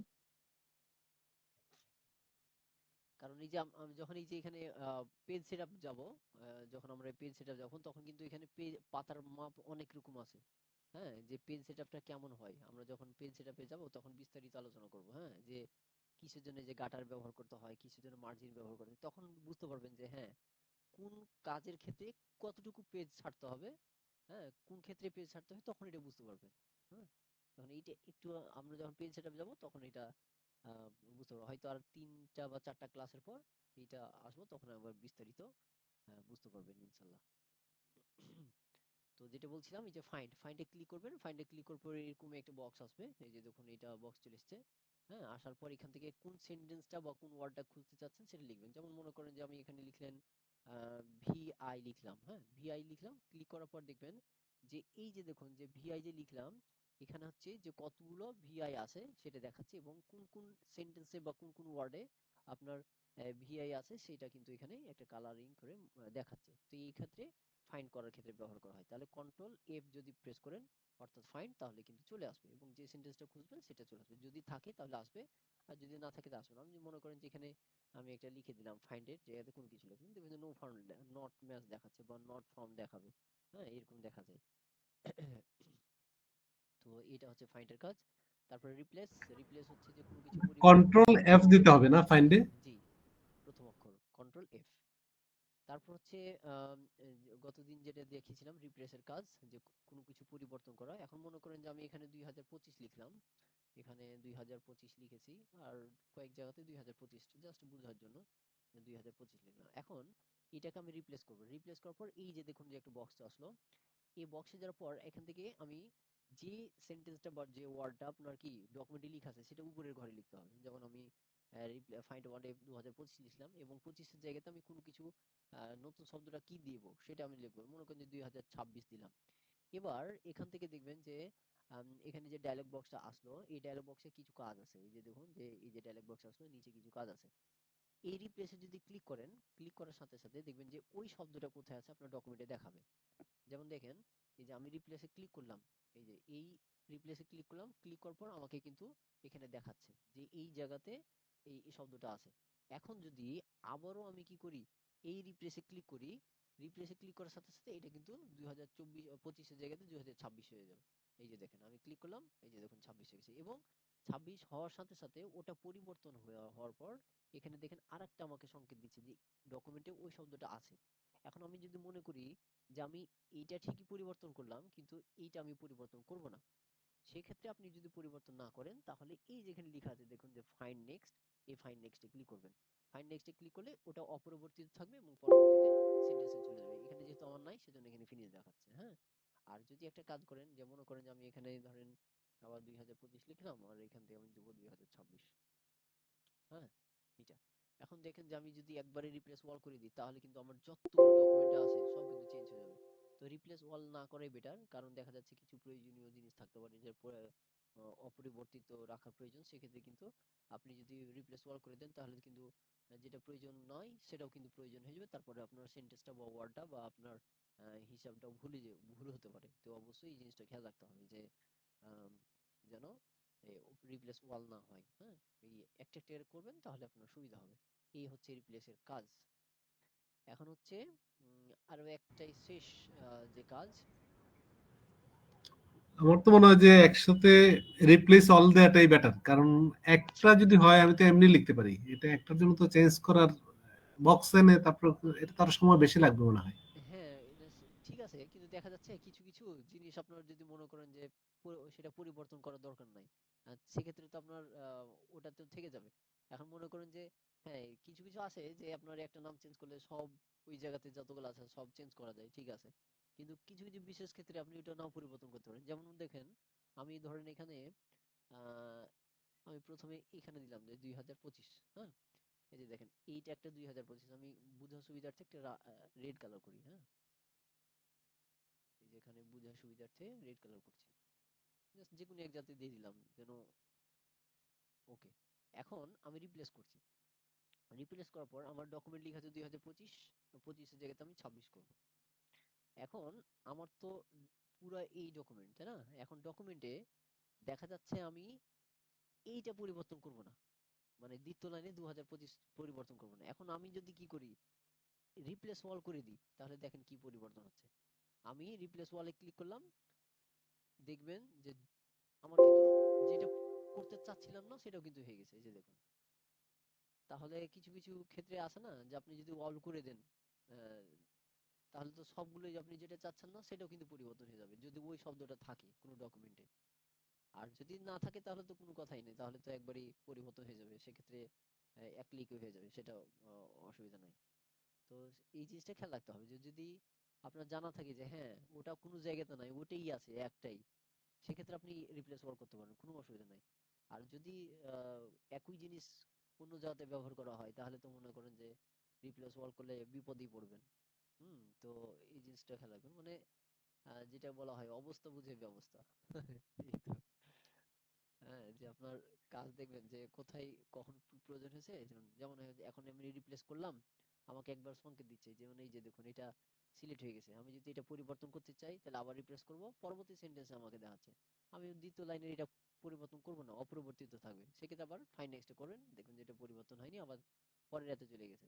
আবার রিপ্লেস এটা পরিবর্তন করব, আবার রিপ্লেস করলাম, এই যে দেখুন এটা পরিবর্তন, এইভাবে করতে পারেন। আর যদি মনে করেন যে না আমার সবকিছু ওকে আছে, একটাই ব্যতিক্রম, সেক্ষেত্রে রিপ্লেস ওয়াল করতে পারেন, করতে পারবেন না যে কোনো কথা না। আপনার যে এরকম আপনার চাহিদা বা যে ডকুমেন্টের ফরম্যাট যেভাবে তৈরি করে রেখেছেন সেই অনুযায়ী আপনাকে পরিবর্তন করতে হবে, এই তো ব্যাপার। আপনার সবসময় ডকুমেন্টের উপর নির্ভর করবে, আপনি কি ধরনের ডকুমেন্ট করছেন, এই ডকুমেন্টে কি ধরনের লেখা আছে, এটা ডকুমেন্টের উপর সবসময় নির্ভর করবে যে আপনি রিপ্লেস ওয়াল করবেন কি রিপ্লেস শুধু করবেন, এই তো। তারপর হচ্ছে এখানে সর্বশেষ যে অপশন আজকের মতো, এই যে এখানে লেখা আছে পেজ, হ্যাঁ পেজ অন অফ লেখা আছে এখানে। তো এটা হচ্ছে কখন, এটা হচ্ছে পেজ যখন তৈরি করা থাকে, পৃষ্ঠা যখন তৈরি করা থাকে, আমি যদি ইন্টার প্রেস করে চাপ দিয়ে ধরে থাকি, দেখবেন যে এক লাইন থেকে দ্বিতীয় লাইন, দ্বিতীয় থেকে তৃতীয় লাইন, এভাবে চাপ দিতে দিতে একবারে পরবর্তী লাইন পেজে চলে যাচ্ছে। এইভাবে আমি কিছুক্ষণ চাপ দিয়ে ধরে থাকলাম, এই যে দেখুন এক লাইন থেকে দ্বিতীয় লাইন, দ্বিতীয় থেকে তৃতীয় লাইন, এভাবে করতে করতে একবারে নতুন একটা পৃষ্ঠা তৈরি হচ্ছে। এই যে দেখুন নতুন পৃষ্ঠা তৈরি হচ্ছে। আর কতগুলো পৃষ্ঠা তৈরি হলো এটা বুঝবেন কিভাবে, এই যে দেখুন যে অন অফ অন লেখা আছে এখানে, আমি এটাকে বড় করে দেখাই তাহলে সুবিধা হবে। এই যে এইরকম আপনার নিচে দেখতে পাবেন, এই যে হুম এই যে এই পেজের একবারে নিচে কর্নারে দেখতে পাবেন, এই যে এই যেখানে, হ্যাঁ এই এই জিনিসটাই এখানে দেওয়া আছে, পেজ অন 4 of 4। এটা হচ্ছে এই জিনিসটা খেয়াল রাখতে হবে। আমি এই জিনিসটাকে একটু উপরে নিয়ে যাই, এই পেজে রাখি, ওকে। এখন দেখেন যে এখান থেকে আমার আহ, জিনিসটা খেয়াল রাখতে হবে যে এখানে লেখা আছে যে 3 of 5, মানে এই যে এখানে থাকতে পারে 3, বামের যে সংখ্যাটা এটা হচ্ছে যে পেজে ক্লিক করা থাকবে, আর ডানের সংখ্যাটা হচ্ছে মোট পৃষ্ঠা সংখ্যা, আর এটা তো কতটি ওয়ার্ড আছে সেটা দেখতে পাবেন। তাহলে ডানের সংখ্যাটা হচ্ছে মোট পৃষ্ঠা সংখ্যা, আর বামের সংখ্যা হচ্ছে যে পেজে ক্লিক করা থাকবে। এখন আমি মনে করেন যে এখানে আমি ক্লিক করা আছে, এখানে ক্লিক করা আছে, তাহলে আমার এখানে শো করছে দেখুন যে এখানে 2 of 4, নো 2 of 5, মানে আমার মোট 5টা পৃষ্ঠা আছে, আর ক্লিক করা আছে আপনার 2 নম্বর পাতায়। হ্যাঁ, তো এইভাবে খুব সহজেই বোঝা যায় আর কি যে কতটি পৃষ্ঠা তৈরি করা আছে।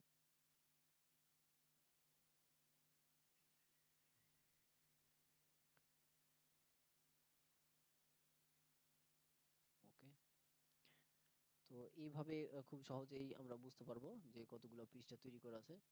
তো এইটাকে যদি আমরা কি করি, এক পেজ থেকে অন্য পেজে যাই, তাহলে কিবোর্ড থেকে শর্টকাট হচ্ছে Ctrl+G, গো টু। এই যে দেখুন চলে এসেছে, এবং যখন একটা ডায়লগ বক্স আসবে দেখবেন যে ডায়লগ বক্সের উপরে কিছু ট্যাব থাকে, যেমন হচ্ছে যে ফাইন্ড, রিপ্লেক্স আর গো টু, একসাথে আপনি 3টা কাজ করতে পারবেন, কোনো অসুবিধা নেই। তো গো টুতে ক্লিক করার পর এখানে দেখবেন যে অনেকগুলা অপশন চলে এসেছে, এই যে লেখা আছে পেজেস, এই যে এখানে লেখা আছে পেজ লেখা আছে, অর্থাৎ এখানে পেজে আপনি কত নম্বর পেজে যেতে চান তাহলে এখানে পেজ নাম্বারটা দিতে হবে।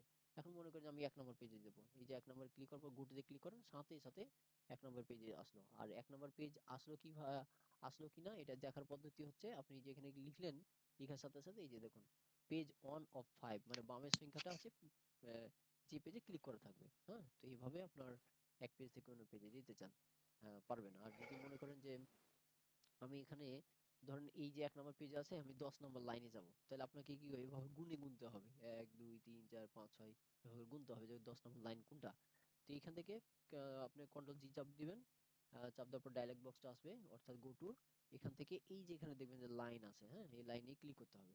এখানে লাইনে ক্লিক করার পর এখান থেকে আপনি মনে করেন যে ধরেন 50 নম্বর লাইন, 50 ক্লিক করলাম, এখন গো টুতে ক্লিক করেন, এই যে এখানে কার্সার পয়েন্ট যেটা আছে সেটা হচ্ছে 50 নম্বর লাইন। হ্যাঁ, তো এইভাবে আপনি ইচ্ছা মতন মানে লাইন, কত নম্বর লাইন আছে, কত নম্বর পেজে আছে, সবগুলো এখান দিয়ে যেতে পারবেন।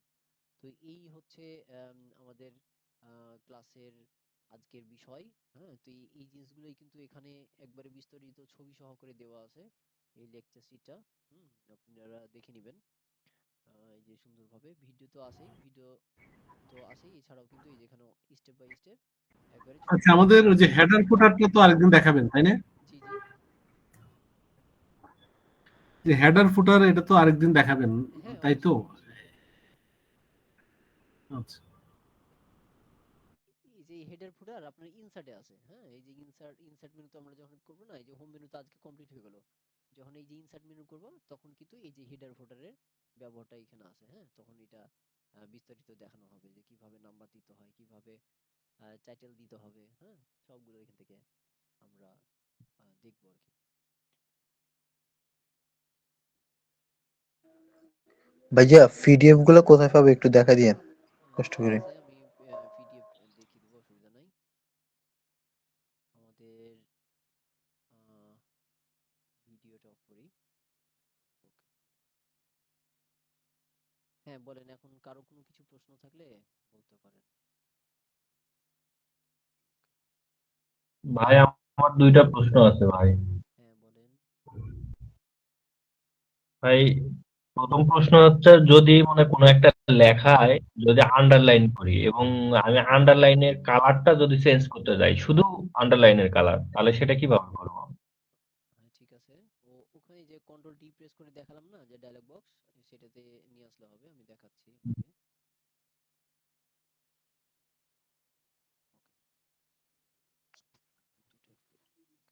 এখান থেকে এই যে দেখুন, আমি এখানে কোনো কিছু লিখছি, এখন এটাকে সিলেক্ট করলাম, জি। সিলেক্ট করার পর ফন্টটাকে একটু বড় করি তাহলে সুবিধা হবে। ওকে, এখন এইটাকে সিলেক্ট করলাম, সিলেক্ট করার পর আপনি চাচ্ছেন যে আন্ডারলাইনটার করবেন, সেই জন্য কন্ট্রোল ডি প্রেস করবেন। হ্যাঁ অর্থাৎ এই যে ফন্টের যে ডায়লগ বক্সটা আসলো না, সেটা আসার পর এখান থেকে যে কোনো আন্ডারলাইন দিতে পারেন, কোনো অসুবিধা নেই। এখান থেকে আন্ডারলাইন দিলেন এবং এই যে তার পাশে যে আন্ডারলাইন কালার আছে, এই যে রেড কালার করে দিলাম, ওকে করে দিলাম, এই যে দেখুন শুধু ওই অংশটাই আন্ডারলাইনটার কালার চেঞ্জ হয়ে গেল। এই যে বুঝতে সিলেক্ট থাকা পারছি। অবস্থায় আর একটা প্রশ্ন হচ্ছে যে, আমার যে লেখার কন্ট্রোল যে কি দিলেন ফন্ট, এটা? কন্ট্রোল ডি, অথবা এই যে এখান থেকে যে ফন্টের ডায়লগ বক্সটা আছে, এখান থেকে আপনি নিতে পারেন, এই যে ডট চিহ্ন যেটা আছে সেখানে। হ্যাঁ কি বলছিলেন? মানে আর একটা প্রশ্ন হচ্ছে যে, ফন্টের যে সাইজটা আমাদের 10, 20, 8 যেটাই হোক না কেন, এটা আদর্শ সাইজটা কত হয় এটা মানে হচ্ছে লেখার ক্ষেত্রে আর কি? 12 থেকে 16, 12 থেকে 16। 12 থেকে 0। 16, কিন্তু কিছু কিছু ক্ষেত্রে আপনার 8ও ব্যবহার করতে হয়, 8, 9 ফন্ট, ওটা ডকুমেন্টের উপর ভিত্তি করতে হয়, তবে এটা 12 থেকে 16ই বেস্ট ডকুমেন্টের ক্ষেত্রে। সাধারণত বই বা এগুলো লেখার ক্ষেত্রে কি 12 ইউজ জি করতে জি হয়? 12, 16। আচ্ছা, ধন্যবাদ ভাই।